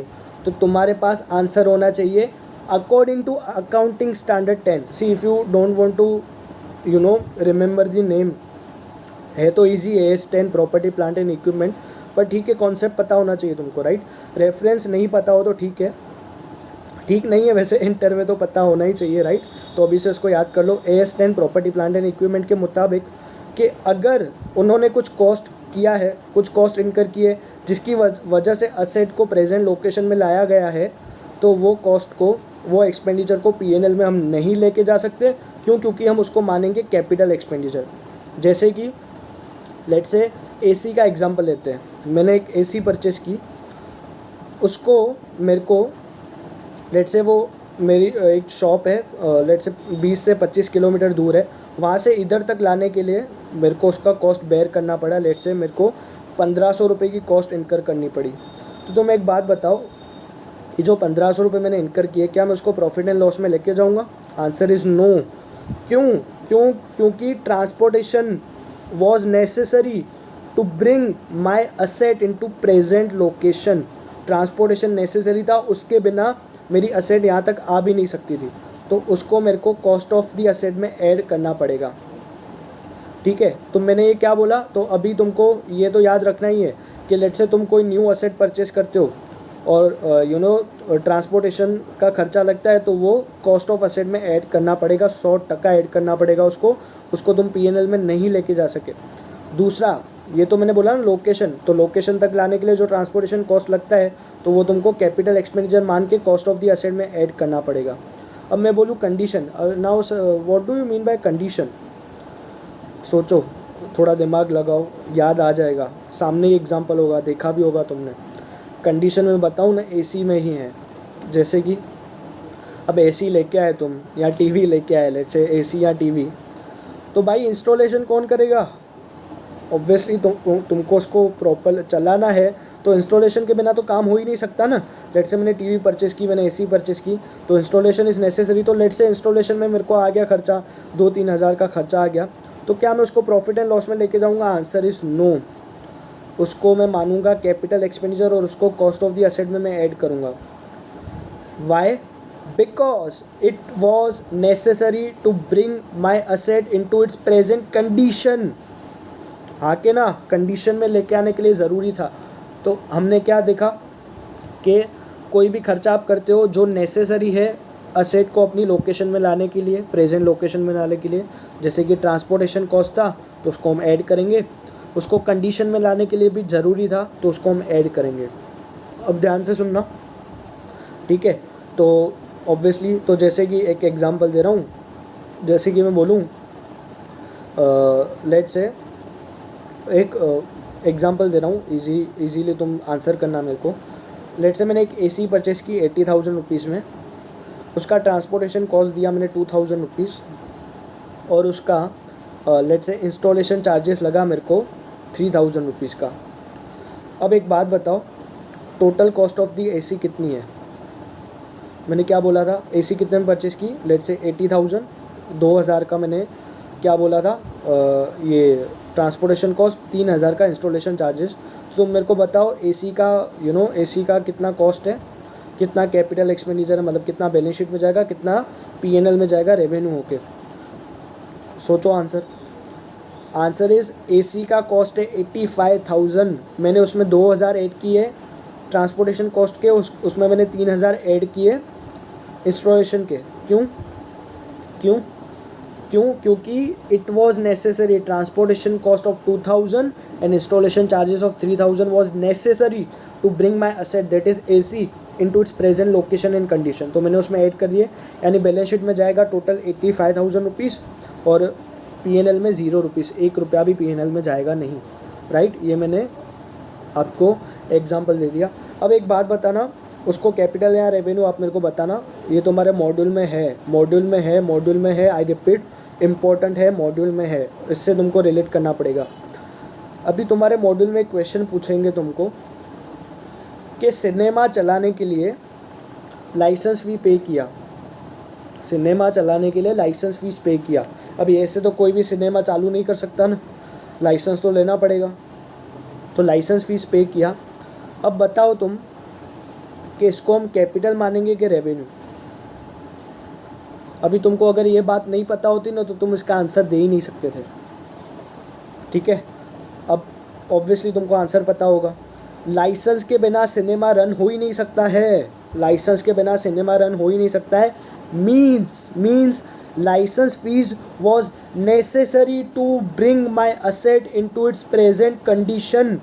मेरे को सिनेमा चलाने के लिए लाइसेंस फ़ी पे करना कंपलसरी था। तो अब तुम बताओ, क्या मैं उसको कैपिटल मानूंगा कि रेवेन्यू? अरे कैपिटल मानूंगा उसको मैं। क्यों? अकाउंटिंग स्टैंडर्ड 10 ने बोला है कि कोई भी एक्सपेंडिचर करते हो जिसके बिना असेट उसकी प्रेजेंट लोकेशन में नहीं आ सकती, प्रेजेंट कंडीशन में नहीं आ सकती, तो वो एक्सपेंडिचर को तुमको 100% कैपिटल मानने का, 100% उसको तुमको कैपिटल मानना पड़ेगा।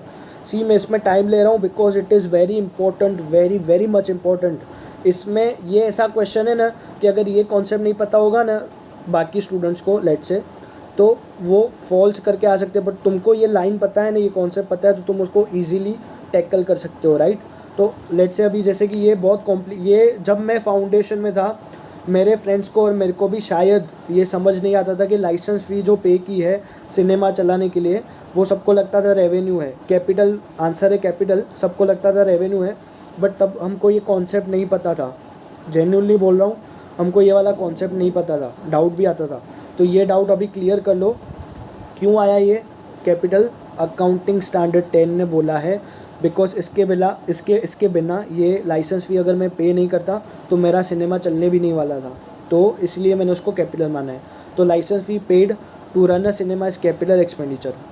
Installation charges, transportation charges paid for a machinery also capital expenditure, ठीक है। और एक इसमें मैं ऐड करता हूँ, लेट से मैंने एक मशीनरी परचेज़ की, ठीक है, मैंने एक मशीनरी परचेज़ की, उस मशीनरी को चलाने के लिए मैंने ट्रेनिंग दिया, ट्रेनिंग का एक्सपेंडिचर हुआ।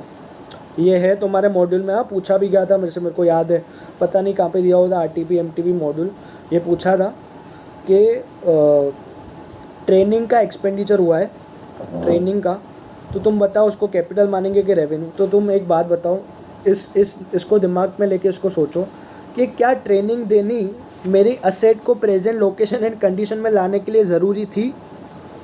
क्या ज़रूरी था? Answer is no, answer is no. अगर मैं ट्रेनिंग नहीं भी देता स्टाफ को तो मेरी एसेट तो वैसे भी प्रेजेंट लोकेशन एंड कंडीशन में आने वाली थी। लेट से सिनेमा था, मैंने लाइसेंस भी पे की, अब सिनेमा को ऑपरेट कैसे करना है उसके लिए मेरे को ट्रेनिंग देनी पड़ी थी, राइट। बट सिनेमा तो प्रेजेंट लोकेशन एंड कंडीशन में आ चुकी है ना, राइट। अभी ट्रेनिंग देनी है नहीं देनी है, असेट तो ऑलरेडी लोकेशन एंड कंडीशन में आ चुकी है, ट्रेनिंग देनी है नहीं देनी है वो सेकेंड चीज़ है। मतलब training was not necessary to bring the asset into the present location and condition, therefore it is a revenue expenditure. तो ये भी याद रखना, असेट के रिलेटेड कोई भी ट्रेनिंग दी है तो वो होगा रेवेन्यू। ये आगे पूछेंगे तो उसको अभी से याद रख लेना, very very much important, very very much important, right. ये एक लाइन बहुत ज़्यादा इम्पॉर्टेंट है, तभी मैंने इस पर टाइम लिया है। तो applause for you guys, almost over.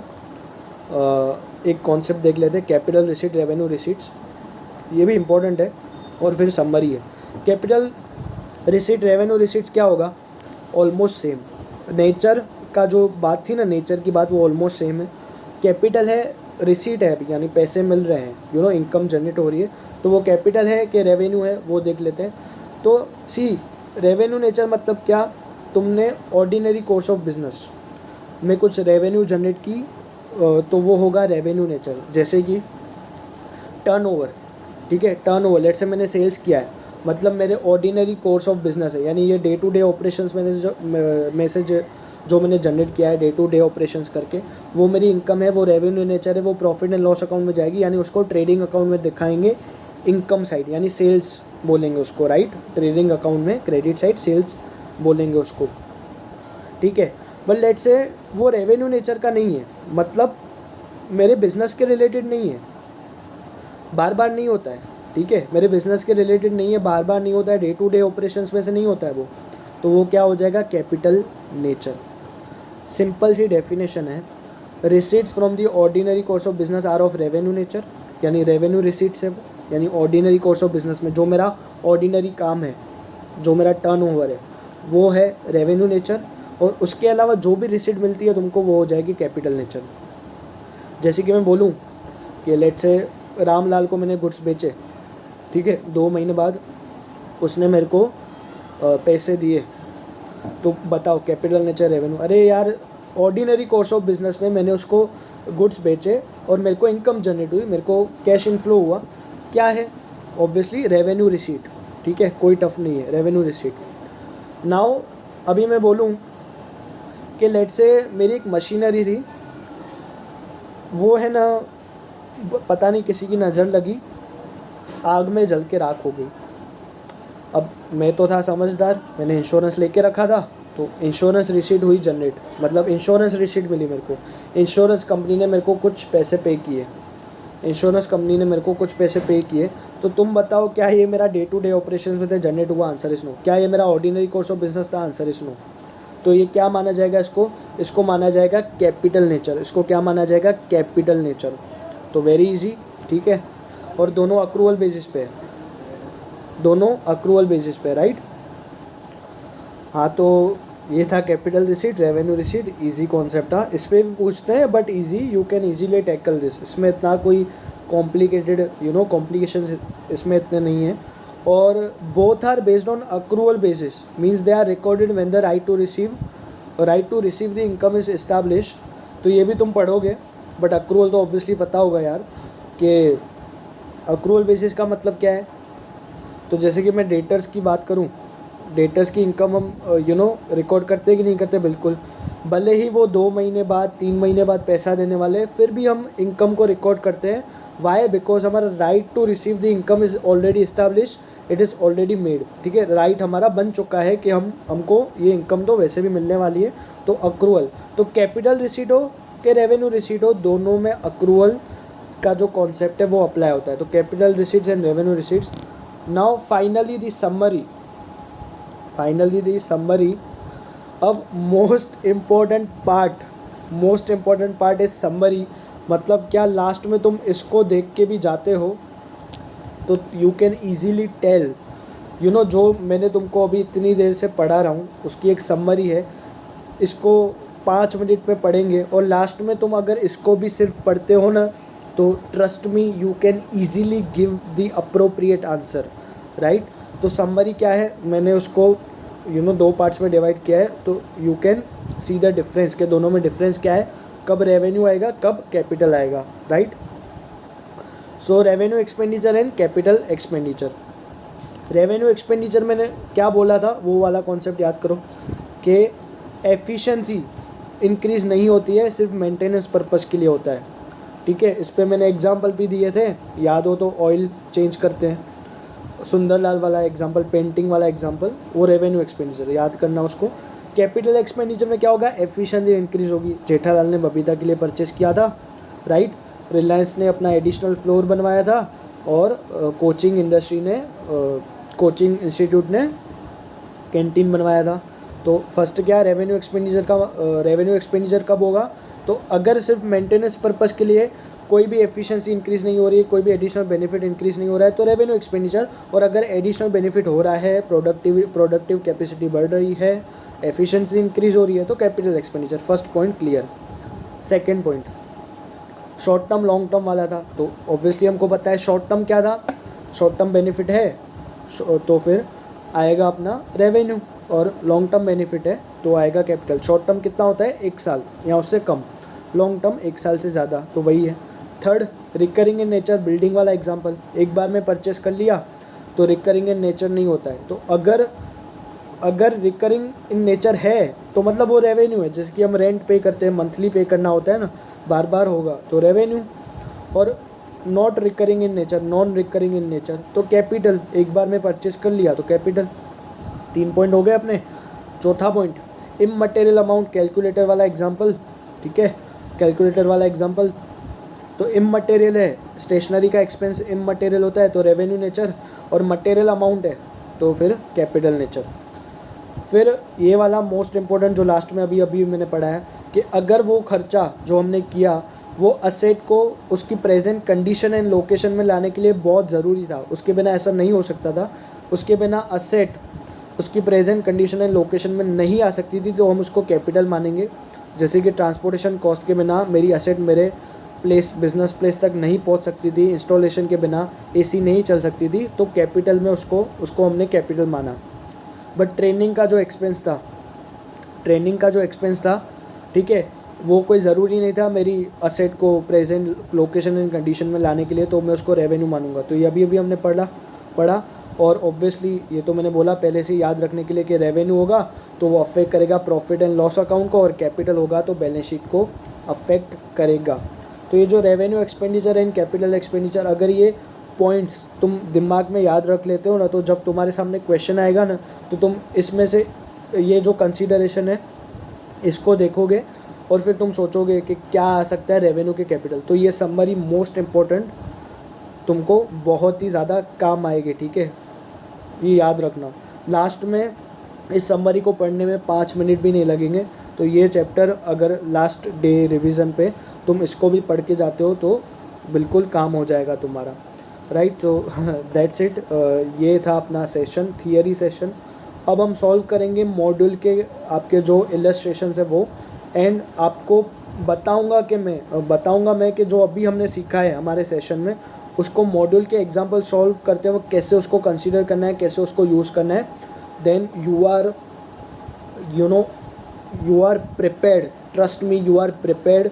ये चैप्टर बहुत लोगों को कॉम्प्लिकेटेड लगता है, बहुत लोग तो स्किप भी करते हैं, बट इसको स्किप करने की कोई भी ज़रूरत नहीं है।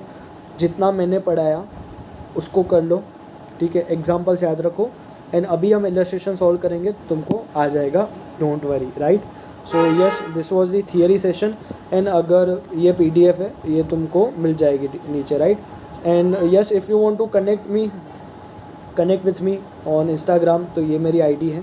लिंक्डइन पे कनेक्ट हो जाओ, राइट। आप CA फाउंडेशन में हो, but LinkedIn is very useful platform, a professional platform, right. और जय दोलतानी मेरी यूट्यूब चैनल का नाम है। So yes, please share with your CA foundation friends, ठीक है। विद्यादान महादान बोलते हैं हम, राइट। तो यस, मैं अपने साइड से तो वही कर रहा हूँ, teaching is my passion, and I hope कि अगर आपको कुछ बेनिफिट मिला है इस सेशन से, तो आप बिल्कुल अपने फ्रेंड को भी रेफ़र कर सकते हो, उनको सेंड कर सकते हो, so that they can also get a benefit, ठीक है। Sharing is caring, right. So yes, मिलते हैं अगले सेशन में। Thank you very much for being such an amazing students, right? For patiently listening to me, right? This is me, Jay Doltani, signing off. Best of luck for this chapter. You are going to rock. Trust me, right? Okay, so before we go into the module, अभी आपको magic पता चलेगा, magic. ये 6 चीज़ें याद रखो, मतलब तुम्हारा काम हो गया है, राइट। तुम सॉल्व कर सकते हो विथ फुल कॉन्फिडेंस। अपने जो इलस्ट्रेशन है मॉड्यूल में दिए हुए हैं वो तुम सॉल्व कर सकते हो। तो इसको याद रखना, ये समरी बहुत ज़्यादा इंपॉर्टेंट है यार। इस एक स्लाइड को देखोगे ना, यू कैन ईजीली सॉल्व। तो थोड़ा रिवाइज कर लेते हैं हमने क्या पढ़ा था, फिर हम सॉल्व करते हैं फटाफट। Revenue expenditure, capital expenditure. तो अगर मैंने जो खर्चा किया है वो सिर्फ मेंटेनेंस पर्पस के लिए है, उससे कोई भी एडिशनल बेनिफिट जनरेट नहीं होता, उससे कोई भी प्रोडक्टिव कैपेसिटी बढ़ती नहीं है, उसकी कोई भी एफिशिएंसी इंक्रीज़ नहीं होती है, तो वो मेंटेनेंस पर्पस के लिए है सिर्फ, तो वो रेवेन्यू एक्सपेंडिचर। और अगर वो खर्चा करने से असेट की कैपेसिटी बढ़ती है, असेट की एफिशिएंसी बढ़ती है और एडिशनल बेनिफिट कोई जनरेट होता है, तो capital expenditure, first point. Second point था अपना कि शॉर्ट टर्म यानी 1 साल या उससे कम के पीरियड के लिए वो बेनिफिट देता है, वो एक्सपेंडिचर करने से बेनिफिट मिलता है शॉर्ट टर्म के लिए, तो रेवेन्यू मानने का उसको। अगर लॉन्ग टर्म के लिए बेनिफिट होता है तो उसको मान लेने का capital. Third point, recurring in nature, बार बार होता रहता है तो रेवेन्यू नेचर। और वन टाइम एक्सपेंडिचर है, नॉन रिकरिंग है, बार बार नहीं होता है, कभी कभार होता है, तो कैपिटल एक्सपेंडिचर। चौथा पॉइंट, इममटेरियल अमाउंट, कैलकुलेटर वाला एग्जांपल। इममटेरियल है कैलकुलेटर, स्टेशनरी एक्सपेंस, तो रेवेन्यू। और अगर मटेरियल है, डिसीजन मेकिंग को अफेक्ट करता है, तो कैपिटल। पांचवा पॉइंट, 4 हो गए अपने। पांचवा point, most important first question दिखाऊंगा इसके ऊपर है, most important. Not necessary to bring, अगर A10 क्या बोलता है, अगर जो तुमने एक्सपेंडिचर किया वो असेट को उसकी प्रेजेंट लोकेशन एंड कंडीशन में लाने के लिए ज़रूरी था तो उसको कैपिटल मानो। जैसे कि ट्रांसपोर्टेशन कॉस्ट करना ज़रूरी था तो capital expenditure. First time asset purchase की थी, राइट, फिर इंस्टॉलेशन करवाया था, ज़रूरी था तो कैपिटल एक्सपेंडिचर। बट लेट से वो ज़रूरी नहीं था, जैसे कि ट्रेनिंग एक्सपेंस, मैंने ट्रेनिंग दिया, वो असेट के लिए थोड़ी ज़रूरी था, असेट तो आ गई अपनी जगह पे, तो वो रेवेन्यू एक्सपेंडिचर, ठीक है। और कितनी चीज़ हो गई, 5, और छठी चीज़ नॉर्मल पॉइंट, रेवेन्यू अफेक्ट करेगा प्रॉफिट एंड लॉस अकाउंट को, कैपिटल अफेक्ट करेगा बैलेंस शीट को। तो now let's move on to the illustration part. अभी इलस्ट्रेशन ऐसे हो जाएंगे, हाँ, बट ट्रिकी होंगे। हाँ, क्वेश्चन को बहुत ध्यान से पढ़ना, उसको समझना, आंसर आ जाएगा 5 सेकेंड में। क्या बोल रहा हूँ, क्वेश्चन पे ज़्यादा टाइम स्पेंड करना, क्वेश्चन को समझने में भले टाइम लगे तो लगे, आंसर आ जाएगा 2 मिनट में, रीज़न पता चल जाएगा 2 मिनट में। रीज़न इसमें से ही कुछ लिखना है, मॉड्यूल में थोड़े हैवी वर्ड्स दिए हुए हैं, नहीं लिखोगे चलेगा, चलेगा, बिल्कुल चलेगा, ये लिखोगे तो भी 100% चलेगा, वो लिखोगे तो भी चलेगा, अच्छी बात है, बट ये लिखोगे तो कोई मार्क्स कट नहीं करने वाला है, मेरी गारंटी, क्योंकि ये मॉड्यूल की ही लैंग्वेज है, राइट। उसमें थोड़े हैवी वर्ड्स दिए हुए हैं, तुमको ज़्यादा एलाबरेट करना है तो कर सकते हो, बट 2 मार्क्स के true false. Let us start now, शुभारंभ, राइट।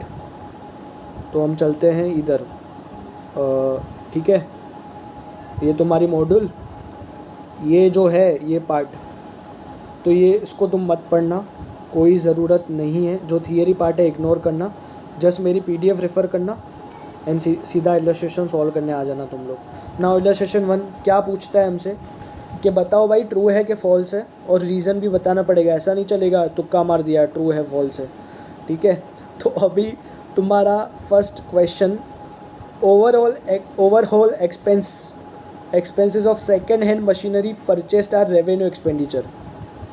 अब यही तुम्हारा मैंने जो बोला था इम्पोर्टेंट पॉइंट, कौन सा था इम्पोर्टेंट पॉइंट, याद करो 6 पॉइंट में से कौन सा इंपॉर्टेंट पॉइंट मैंने बोला था कि उसके ऊपर ये फर्स्ट क्वेश्चन आएगा। मैंने बोला था ना कि expenditure necessary to bring the asset into its present location and condition is considered as capital expenditure. वो कैपिटल माना जाता है अगर उसकी वजह से अपनी असेट प्रेजेंट कंडीशन में आई है तो अभी इसने क्या लिखा है, ओवरऑल एक्सपेंस किया है सेकेंड हैंड मशीनरी। क्या हो गया यार, सेकेंड हैंड मशीनरी है तो अपने लिए तो न्यू है ना, सेकेंड हैंड मतलब क्या, अपने लिए तो न्यू है, राइट। उसके लिए सेकेंड हैंड सिर्फ कंफ्यूज करने के लिए रखा है, ऐसा नहीं कि सेकेंड हैंड है तो रेवेन्यू मान लेने का, ऐसा नहीं है, राइट। सेकेंड हैंड होगा चलेगा, कोई बात नहीं। एक्सपेंस किया, ओवरऑल एक्सपेंस यानी सारे आगे एक्सपेंसेस उसको परचेस करने के लिए, सेकेंड हैंड को परचेस करने के लिए, तो कहना है से असेट को प्रेजेंट कंडीशन में लाने के लिए, उसको परचेस करने के लिए मेरे को ये एक्सपेंसेस हुए, तो मैं क्या उसको P&L में डालूंगा, answer is no. It is of capital nature and it will be added in the cost of the asset. देखो क्या दिया हुआ है, इसने बोला है रेवेन्यू, मैंने बोला रेवेन्यू नहीं है भाई, इसको हम बोलेंगे कैपिटल। क्या दिया हुआ है, false. Overall expenses are incurred to put second hand machinery in working condition. आया कि नहीं वर्ड, आया ना word, working condition to derive endurable long term advantage, so it should be capitalize. तो क्या था सवाल कि ये सेकेंड हैंड मशीनरी सिर्फ कंफ्यूज करने के लिए था, आगे भी तुमको कंफ्यूज करने के लिए कुछ ना कुछ डालेंगे, बट अपने को कंफ्यूज नहीं होना है, राइट। मेरे को ये दिखा सेकेंड हैंड मशीनरी, कोई बात नहीं, सेकेंड हैंड क्या हुआ, मशीनरी के लिए उसको प्रेजेंट कंडीशन में लाने के लिए ओवरऑल एक्सपेंडिचर किया है तो ऑब्वियसली वो कैपिटल नेचर का ही होगा, उसको रेवेन्यू में नहीं डाल सकता। सेकेंड क्वेश्चन पे आते हैं, money spend to reduce working expense is revenue expenditure. ये लो, एक और इम्पोर्टेंट पॉइंट आया, मैंने बोला था तुमको, फर्स्ट पॉइंट ही था शायद समरी का कि मेंटेनेंस पर्पस के लिए है सिर्फ तो उसको रेवेन्यू मानेंगे, बट उससे कोई भी एडिशनल बेनिफिट होता है, उससे कोई एफिशिएंसी बढ़ती है, उससे कोई प्रोडक्टिव कैपेसिटी बढ़ती है तो मैं उसको बोलूँगा कैपिटल। तो यार हमने मनी स्पेंड किया है, money spend to reduce the working expenses, मैंने वर्किंग एक्सपेंसेस को रिड्यूस करने के लिए मनी स्पेंड किया है, तो कहना ही से मेरे को बेनिफिट हो रहा है। यस, क्या मेंटेनेंस के लिए था क्या ये, नहीं, इससे बेनिफिट हो रहा है मेरे को, लॉन्ग टर्म बेनिफिट होगा, तो उसको क्या मैं रेवेन्यू मानूंगा, आंसर इज नो, उसको हम मानेंगे कैपिटल, उसको हम मानेंगे कैपिटल। इसका आंसर देखते हैं, फॉल्स, फॉल्स। उसने बोला रेवेन्यू है, हमने बोला फॉल्स, वो कैपिटल है। क्यों? क्योंकि मेंटेनेंस के लिए नहीं है भाई, हमको एडिशनल बेनिफिट जनरेट हो रहा है तो हम उसको कैपिटल मानेंगे। क्या लिखा है? It may be reasonably presumed that money spend for reducing revenue expenditure would have generated long term benefits. तो अगर लॉन्ग टर्म बेनिफिट्स है, लॉन्ग टर्म बेनिफिट जनरेट हो रहे हैं तो मैं उसको कैपिटल मान लूँगा। अगर कोई एक्सपेंस करने से मेरे को लॉन्ग टर्म बेनिफिट जनरेट हो रहा है, भले वो मेरे को दिखाई नहीं दे रहा है, लेट्स से ये कोई दिखाई नहीं दे रहा था मेरे को, बट ये है तो सही ना, ये है तो सही, तो हम इसको मानेंगे कैपिटल एक्सपेंडिचर। देखो, it becomes the part of intangible fix asset because it is in the form of technical know how.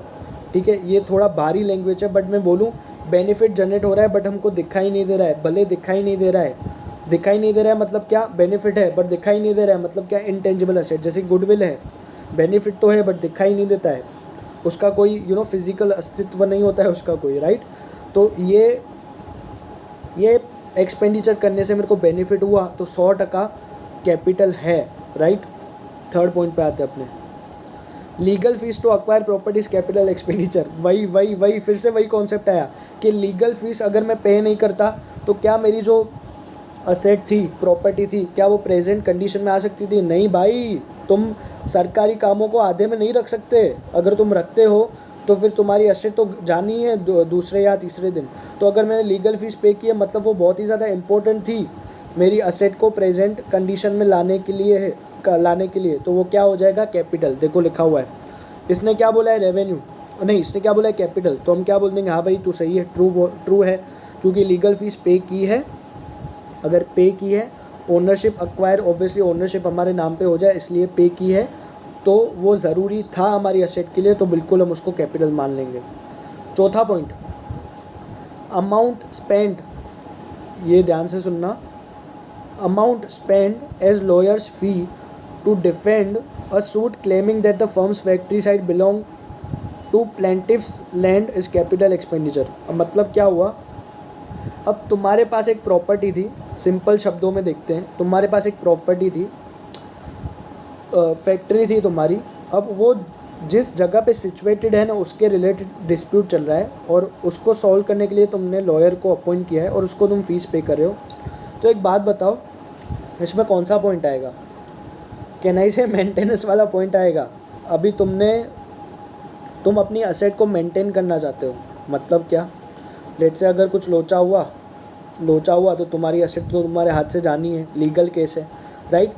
अभी ध्यान से सुनना इसको, एक बात बताओ, लेट से अगर लॉयर को फीस मैंने पे की है, अगर हम ये केस जीत भी जाते हैं, लेट से केस जीत जाते हैं हम, तो क्या मेरी असेट पहले जो 10,000 यूनिट्स प्रोड्यूस करती थी अभी 2 लाख यूनिट्स प्रोड्यूस करने लगेगी क्या?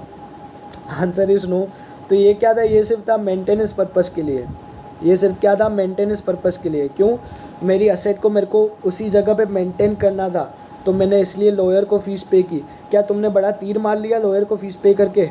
तुम्हारी असेट अब भागने लगेगी क्या?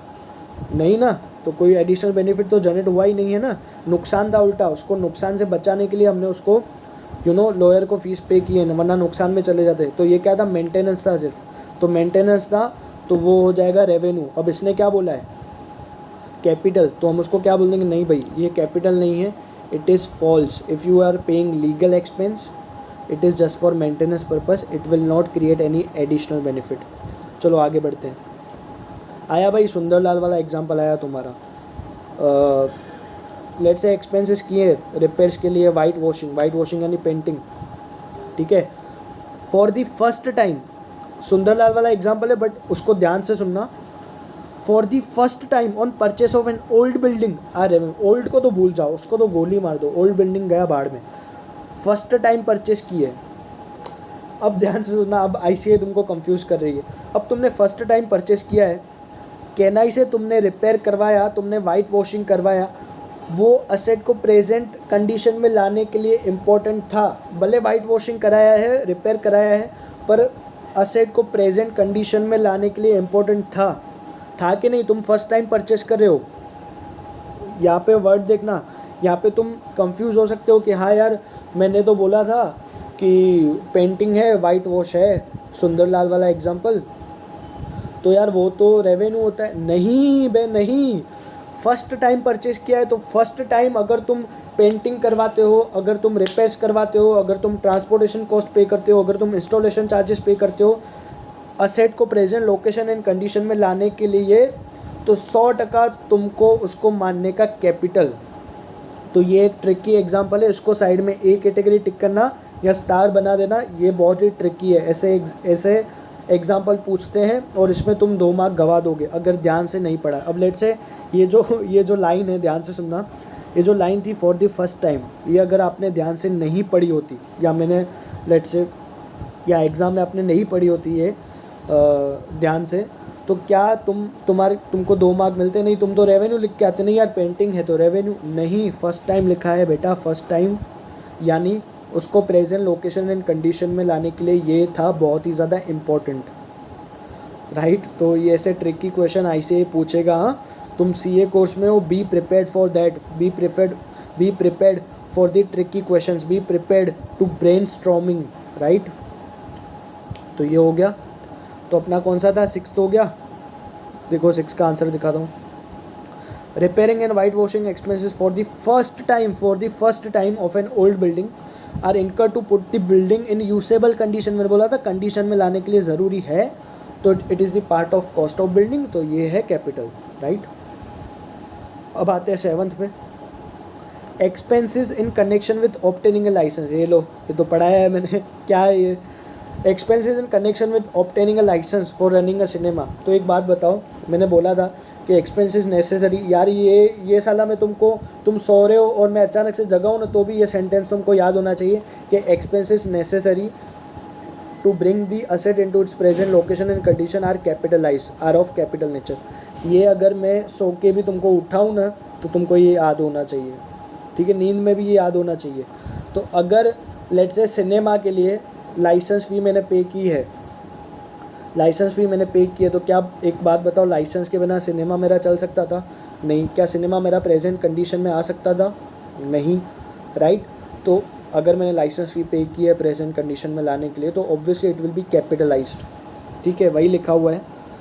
True, the cinema hall could not be started without a license. Obviously expenditure incurred to obtain the license is pre operative expense which is capitalize, ठीक है, और वो अमोर्टाइज होता जाएगा over a period of time. ये ज़्यादा लिखा हुआ है, तुमको जस्ट लिखना है कैपिटलाइज होगा। यानी देख रहे हो तुम, रीज़न कहाँ से आ रहा है? रीज़न आ रहा है समरी में से। मैंने जो 6 पॉइंट की समरी बताई उसमें से कोई ना कोई रीज़न होगा, वो उठाने का और वो डाल लेने का इसमें, ठीक है। समरी इसलिए मैं बोला था बहुत ही ज़्यादा इंपॉर्टेंट है। वो जो 6 पॉइंट की समरी थी उसमें से ही होगा कोई रीज़न, जैसे इसमें से उसके बाहर कुछ भी नहीं आ रहा है, राइट। अब देखते हैं, अब ध्यान से सुनना, अभी ये वाला भी इंटरेस्टिंग है बहुत। Amount spend for the construction of the temporary huts. इसमें ऑनेस्टली बोलूँ ना, तो जब मैं फाउंडेशन पढ़ रहा था तभी मेरे को ये बहुत कंफ्यूजिंग लगा था और तभी मैं रीज़न ढूंढ रहा था, but you have a reason now. Amount spend for the construction of temporary huts which were necessary for the construction of the cinema house and were demolished when the cinema house was ready is capital expenditure। अब ध्यान से सुनना, क्या जो huts मतलब क्या, झोपड़ियाँ, ठीक है, झोपड़ियाँ। मैंने क्या किया, सिनेमा के लिए एक पर्टिकुलर सिनेमा के काम के लिए ही लेट्स से मैंने एक हट्स बनवाई, टेम्पररी, परमानेंट नहीं है, टेम्पररी। लेट्स से अभी तुमने खट्टा मीठा अगर देखी होगी, ठीक है, खट्टा मीठा मूवी अगर देखी होगी, इफ़ यू कैन रिलेट तो फिर ठीक है, नहीं तो मैं आगे भी एक एग्जांपल दूंगा। खट्टा मीठा मूवी देखी होगी तो अक्षय कुमार उसकी टीम के साथ वो हट्स में रहता है, खाना भी वो वहाँ पे बनाते थे एंड देन फिर वो उसके काम में लग जाते थे, ठीक है। तो वो जो उन्होंने हट्स प्रिपेयर की थी उसमें भी तो खर्चा लगा होगा, और वो क्या है, वो उस लोकेशन में थोड़ी देर के लिए, क्या हमेशा रहेगी? Answer is no. तो कहना से उस पर्टिकुलर काम के लिए जो हट्स जो है टेम्पररी उनको कंस्ट्रक्ट किया गया था, तो कहना से वो पर्टिकुलर काम के लिए ये तो नेसेसरी था ही ना, वरना मेरे वर्कर्स कहाँ रहेंगे, कहाँ खाएंगे, है कि नहीं। तो फिर उसके लिए वो था नेसेसरी। अब नेसेसरी था तो कहना से कैपिटलाइज करना चाहिए, क्योंकि सेंटेंस है expenditure necessary to incur to bring the asset into its present condition. तो मेरे को कंडीशन में लाना है तो मेरे को हर्ट्स कंस्ट्रक्ट करनी पड़ेगी और उसके लिए मैंने एक्सपेंस किया तो कैन आई से कैपिटलाइज होगा, तो वही है इधर। तो अगर मैं कोई प्रॉपर्टी कंस्ट्रक्ट कर रहा हूँ उसके लिए मेरे को वर्कर्स चाहिए और उस वर्कर्स को मेरे को टेम्पररी हट्स में देनी है जहाँ पे वो रह सके, खा सके, आराम कर सके। तो वो जो टेम्पररी हट्स को कंस्ट्रक्ट करने के लिए जो मेरे को पैसे लगे हैं वो जो कॉस्ट है वो मैं ऐड कर दूंगा मेरी जो मेन असेट की कॉस्ट है उसमें, क्योंकि वो नेसेसरी थे।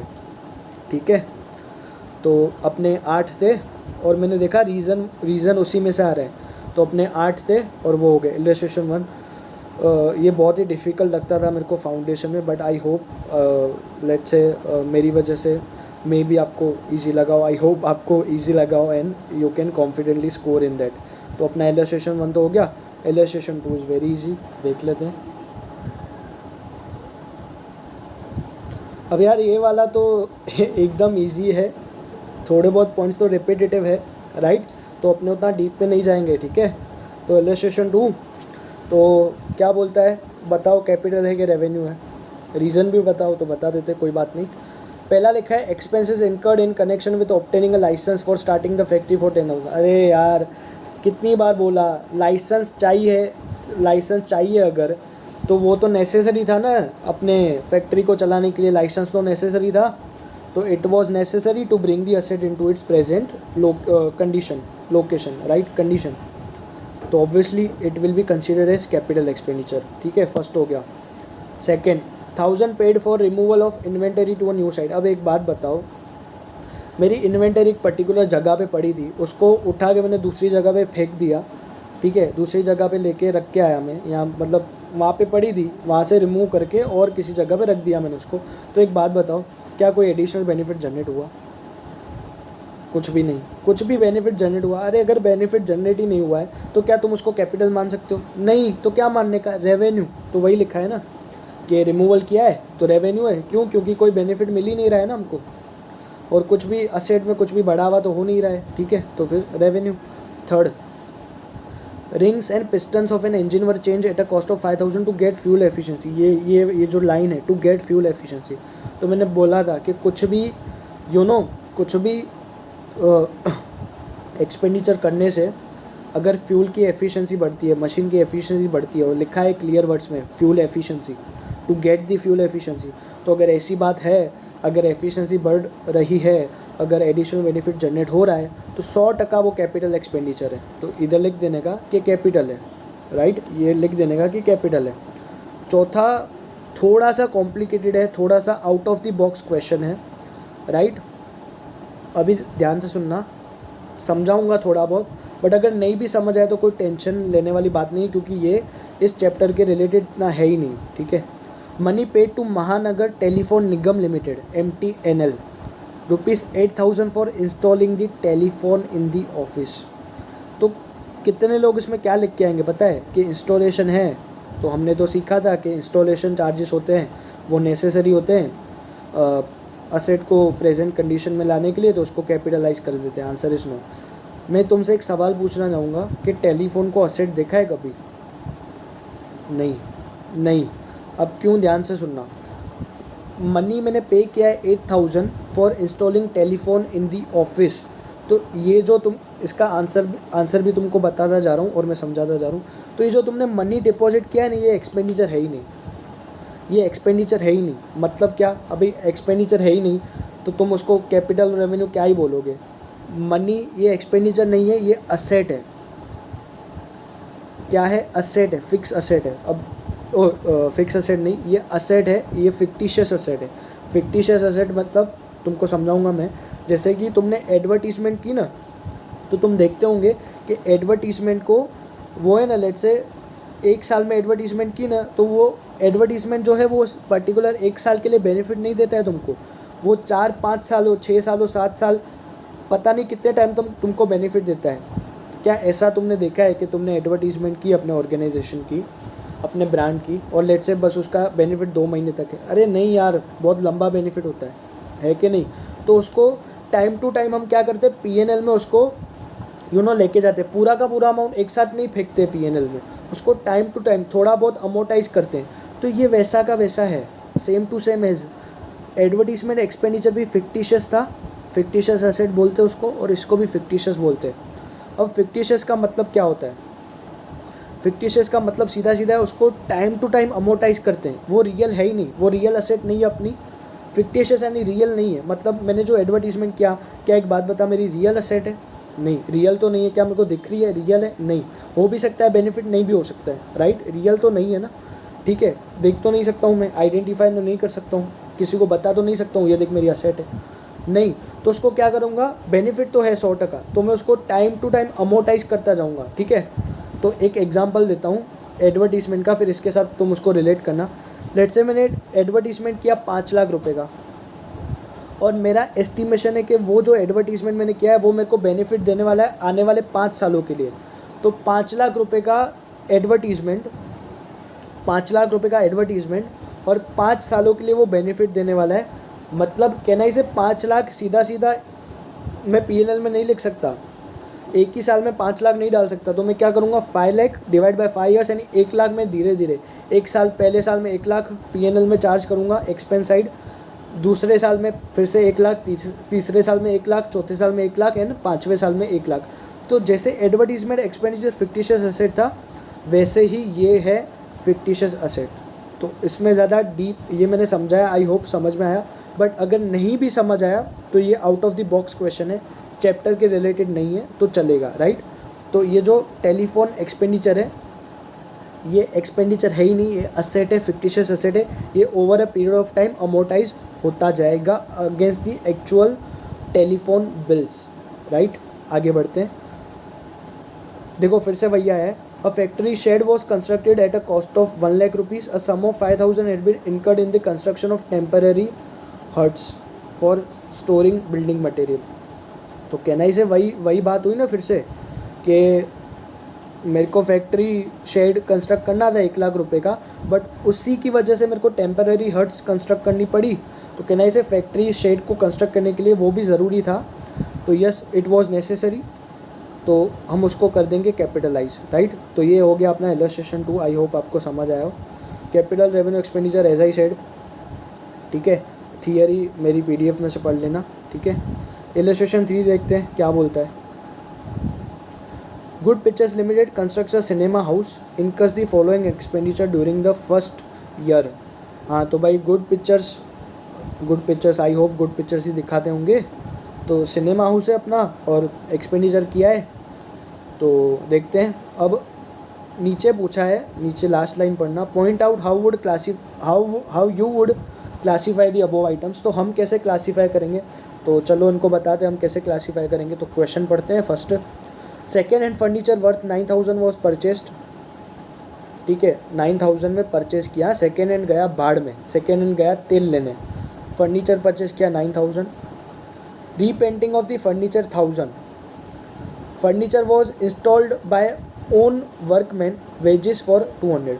अब कहना से भले सेकेंड हैंड मशीनरी है, सेकेंड हैंड फर्नीचर है, बट हमने तो फर्स्ट टाइम परचेज़ किया है ना, हमारी ऑर्गेनाइजेशन में तो वो फर्स्ट टाइम उन्होंने वो पधारे हैं फर्स्ट टाइम फर्नीचर, हमको उनका स्वागत करना चाहिए। तो जो भी अभी एक्सपेंडिचर आएंगे फर्स्ट टाइम में प्रेजेंट लोकेशन एंड कंडीशन में लाने के लिए, वो सारे के सारे ऐड हो जाएंगे। तो 9,000 तो ऑब्वियसली होगा ही। रीपेंटिंग करा है 100% उसको कंडीशन में लाने के लिए नेसेसरी था, तो उसको भी मैं ऐड कर दूंगा। और इंस्टॉलेशन चार्जेस उसको कंडीशन में लाने के लिए नेसेसरी था, तो वो भी ऐड कर दूंगा। तो बेटा 9,000 + 1,000 + 200 पूरा का पूरा कैपिटलाइज हो जाएगा।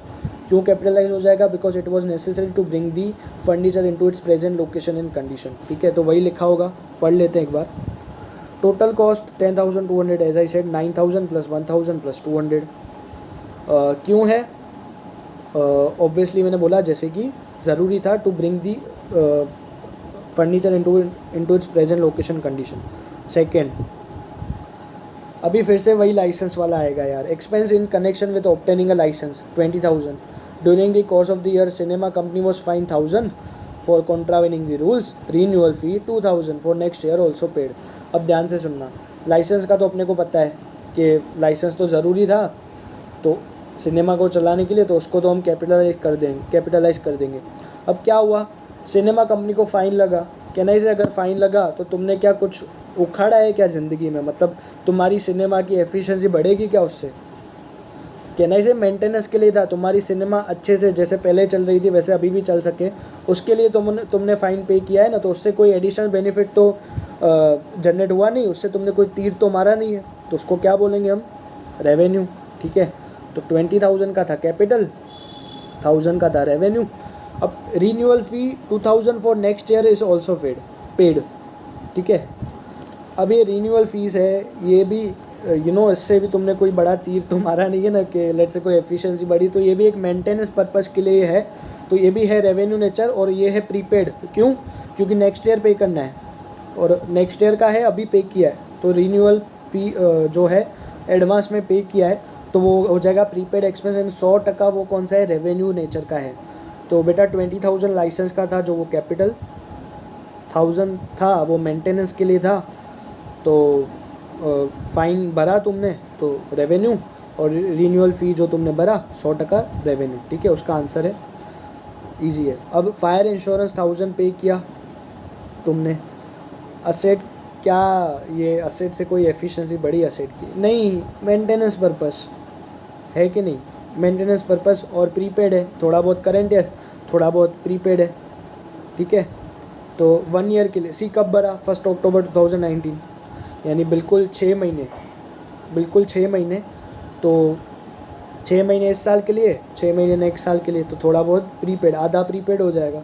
ठीक है, तो ये प्रीपेड है और रेवेन्यू नेचर है, 100% रेवेन्यू नेचर है। ठीक है, कोई भी कैपिटल नहीं है, ये वाला तो कैपिटल नहीं है। ठीक है, टेम्परेरी हर्ट्स, यार ये फिर से आ गया, कितनी बार आएगा भाई ये?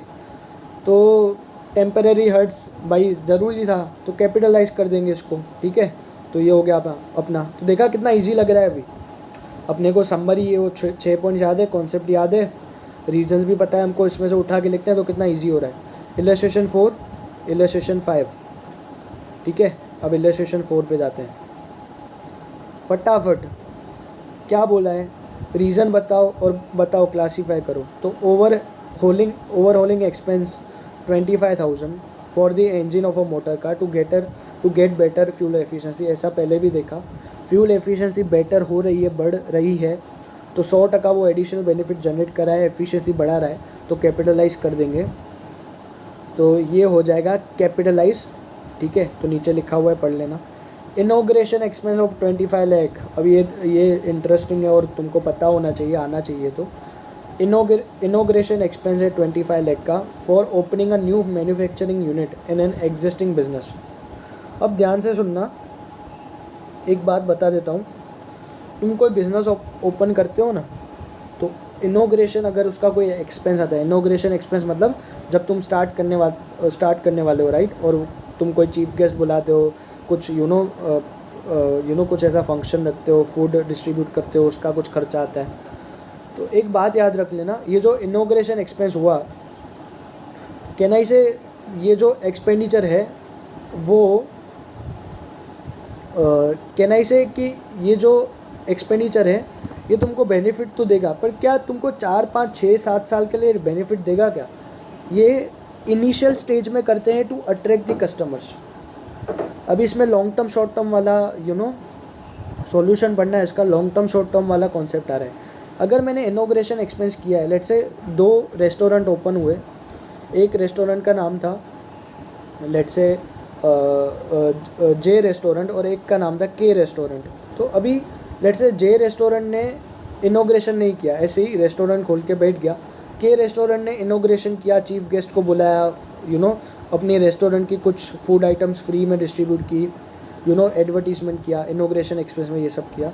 कहना इसे, इसको बेनिफिट तो मिलेगा के रेस्टोरेंट को, बट क्या 5-6 सालों तक बेनिफिट मिलेगा? Answer is no. Starting initial stage में शॉर्ट टर्म पीरियड के लिए बेनिफिट मिल सकता है। तो यार वही तो कॉन्सेप्ट है, मैंने क्या बोला था, शॉर्ट टर्म बेनिफिट है तो रेवेन्यू मान लेने का, तो वही लिखा है। इनॉग्रेशन एक्सपेंस स्टार्टिंग में हेल्प करेगा न्यू कस्टमर्स को गेन करने के लिए, राइट, तो रेवेन्यू एक्सपेंडिचर मानेंगे। क्यों? क्योंकि बेनिफिट तो कर रहा है, बट शॉर्ट टर्म के लिए बेनिफिट कर रहा है, लॉन्ग टर्म के लिए इतना बेनिफिट नहीं करेगा वो, राइट। तो इनॉग्रेशन शॉर्ट टर्म, अच्छा पॉइंट है, इसको भी क्वेश्चन ये स्टार टिक करके रखना है, ये category. Compensation of 2.5 crore paid to workers who opted for voluntary retirement, अरे यार ये तो असेट के रिलेटेड है ही नहीं ना। क्या इससे मेरी असेट का कोई बेनिफिट जनरेट हुआ क्या, लॉन्ग टर्म कुछ भी हुआ क्या ऐसा? नहीं, तो कंपनसेशन पे ही किया है।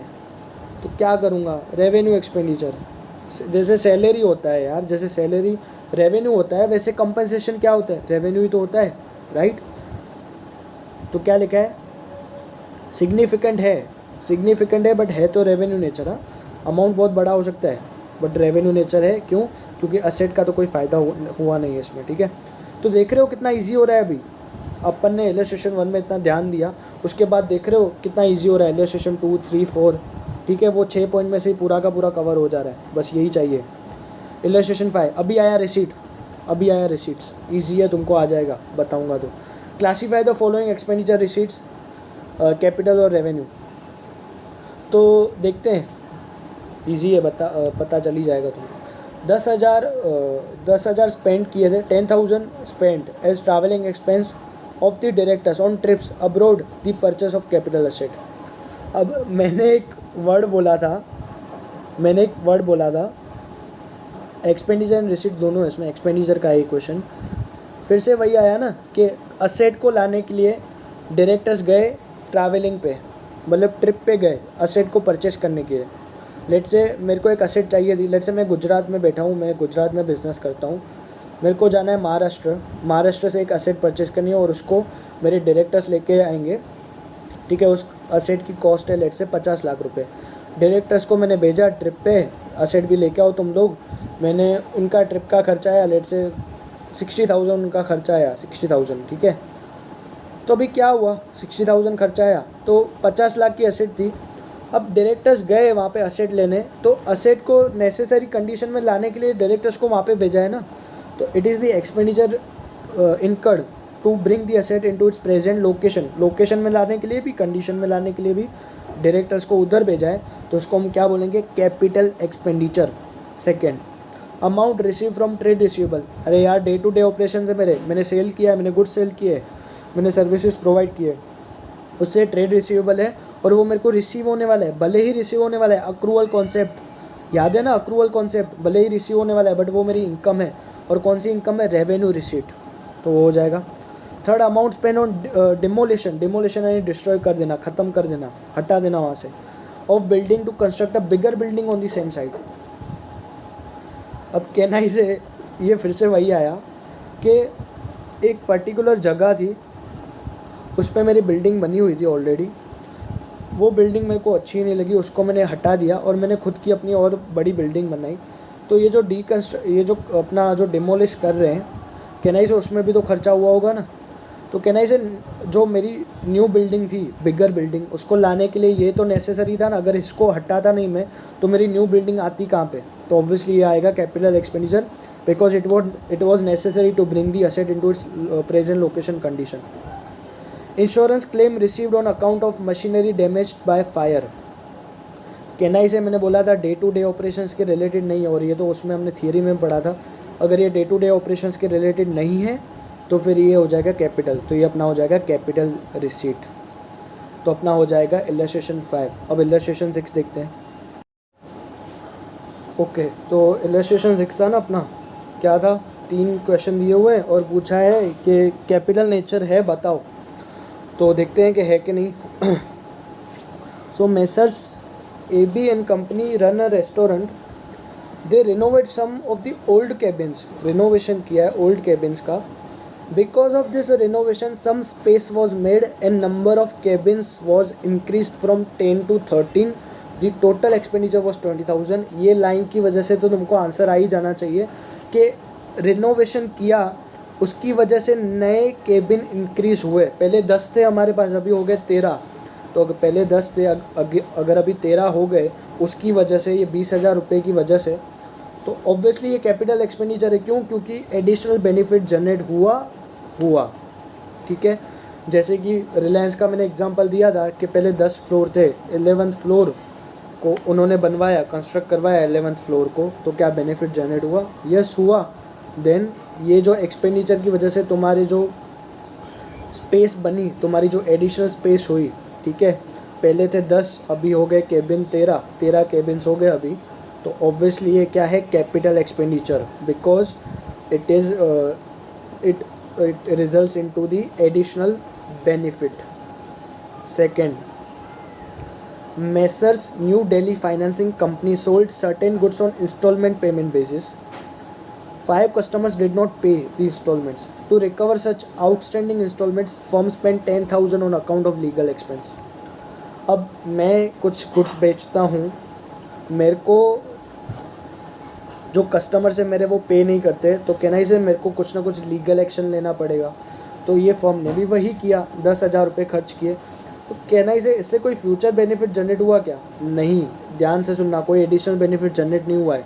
जो तुम्हारा एग्जिस्टिंग बेनिफिट था वो तो बिल्कुल चला गया. उसको रिकवर करने के लिए, यानी उसको मेंटेन करने के लिए तुमने ये जो लीगल एक्सपेंस है वो इनकर किया. तो ये है रेवेन्यू. क्यों कोई भी एडिशनल बेनिफिट जनरेट नहीं हुआ है. ये जो तुम्हारा ये जो तुम्हारे 5 कस्टमर्स ने तुमको पे नहीं किया था, ये तो तुम्हारा एग्जिस्टिंग राइट था, ये तो तुम्हारा existing right to receive the income था. बट ये तो वो भी नहीं हुआ. तो उसको मेंटेन करने के लिए, उसको रिकवर करने के लिए मैंने लीगल एक्सपेंस किया 10,000 रुपये का. तो वो हो जाएगा रेवेन्यू. जैसे कि सेम टू सेम हमने ऊपर पढ़ा था कि लॉयर को हम फी पे कर रहे थे, तो वो भी था रेवेन्यू. क्योंकि मेंटेनेंस था, ये भी मेंटेनेंस के पर्पज़ के लिए है. थर्ड पढ़ते हैं अपने. Messrs Ballabh and company Delhi purchase a machinery from Messrs Shah and company Ahmedabad. Delhi वाले ने अहमदाबाद से परचेज़ किया.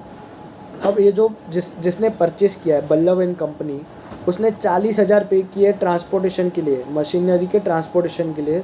तो ऑब्वियसली हमने देखा कि मशीनरी को उसकी लोकेशन तक लाने के लिए अगर कोई एक्सपेंडिचर करते हैं तो उसको हम बोलते हैं कैपिटल एक्सपेंडिचर. तो ये जो 40,000 रुपये है ये कैपिटल एक्सपेंडिचर, ये मशीनरी की कॉस्ट में ऐड हो जाएगा. राइट. तो हो गया अपना इलस्ट्रेशन 6. और बधाई हो, ये चैप्टर होता है तुम्हारा ख़त्म. मतलब ख़त्म नहीं है, अभी MCQ है, देख लेते हैं. MCQ तो इजी है. इलस्ट्रेशन ये जो तुमने देखे, जो अपन ने ट्रू फॉल्स देखे ना, जिसमें तुमसे पूछ रहे थे कैपिटल है रेवेन्यू है, और अगर है तो क्यों है, रीज़न बताओ.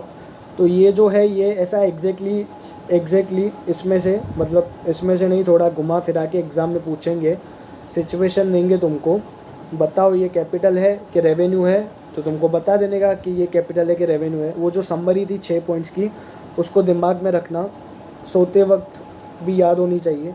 ठीक है, सोते हो तुम, अनकॉन्शियस हो, तो भी साला तुमको वो याद होना चाहिए, इतना उसको याद कर लेना, और फिर तुम you can easily score 4 to 6 marks. Okay, so guys ये चैप्टर हो चुका है ओवर.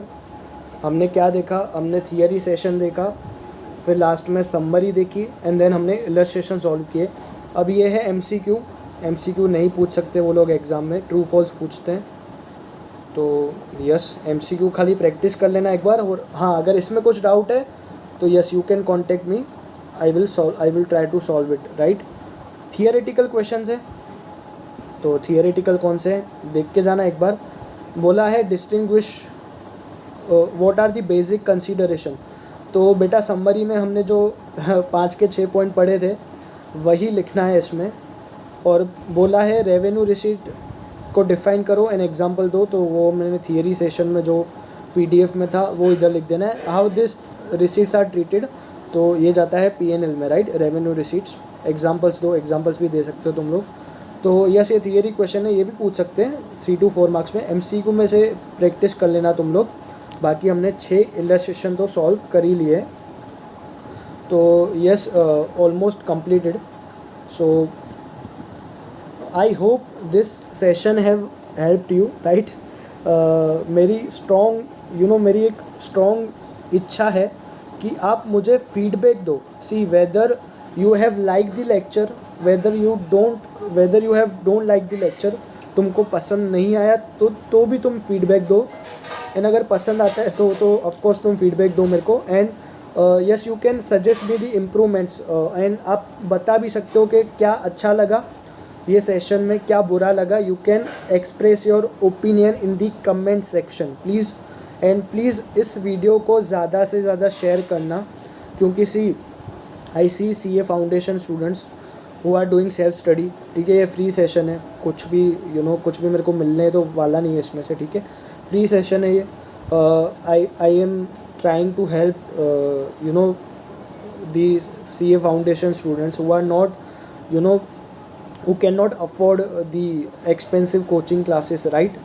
तो उनको भी ये हेल्प करेगा. एंड अगर आपने कोचिंग क्लासेस लेके रखी है एंड आपको पर्टिकुलर फैकल्टी ने ये चैप्टर पढ़ा है, राइट, लेट्स से चैप्टर उड़ा दिया उसने, उतने अच्छे से नहीं पढ़ा है, तो भी तुम ये देख सकते हो. उसी कोई बुराई नहीं है, ज़रूरी नहीं है सारे के सारे फैकल्टीज़ का जो है चैप्टर्स वो सारे समझ आए. तो yes, you can also watch this. And please मेरे को, प्लीज़ अगर कुछ भी बेनिफिट हुआ तुमको, मेरी बस एक रिक्वेस्ट है कि यार मेरे को कमेंट सेक्शन में खाली फीडबैक दे देना कि तुमको कैसा लगा और अपने फ्रेंड्स को शेयर कर देना. And yes, if you want any help during your CA journey, कोई भी हेल्प चाहिए तो ये मेरे सोशल मीडिया के हैंडल है. जय दोलतानी मेरी यूट्यूब चैनल, जय दोलतानी ऑन लिंक्डइन एंड जय दोलतानी इंस्टाग्राम. आप मेरे को कांटेक्ट कर सकते हो एंड आप मेरे को व्हाट्सअप भी कर सकते हो. मैं नंबर डाल दूंगा डिस्क्रिप्शन में अपना. You can also contact me on WhatsApp if you have any doubt. So yes, we have finish this lecture. Achievements, अगर आपने ये पूरा का पूरा सेशन देखा है मेरे साथ, सीखा है, and you can easily solve, trust me, you can easily solve this if you have attended this session, right. तो अचीवमेंट्स वेरी गुड अगर आपने पूरा का पूरा सेशन कंप्लीट किया है मेरे साथ, राइट. तो आई होप, भगवान करे कि अगर ये 4 to 6 मार्क्स में पूछा जाए तो भगवान करे आप पूरे के पूरे 4 to 6 मार्क्स स्कोर कर सको, राइट. आपको मेहनत करनी पड़ेगी. जस्ट मैंने जितना पढ़ा है वो देख लो और सिर्फ एक दो बार इस PDF को रिवाइज कर लो, एग्जाम्पल्स को रिवाइज कर लो, समरी को रिवाइज कर लो और इलस्ट्रेशन को रिवाइज कर लो. RTP MTP में कोई क्वेश्चन दिखते हैं इसके रिगार्डिंग तो उसको सॉल्व कर लो. And then that's it, 4 to 6 marks सीधा जेब में, ट्रस्ट मी, ठीक है. सो yes, me Jai Dolatani signing off from this. And yes, मैं ये सेशन रिकॉर्ड कर रहा हूँ on teachers day. So happy teachers day. And teachers day के दिन ही मैंने ये जर्नी अपनी स्टार्ट की है कोचिंग देने की. So I need your blessings. So thank you very much for attending this lecture. This is Jai Dolatani signing off. Best of luck for your exams. You are going to rock in the exams, right? Don't be afraid, right? Thank you very much.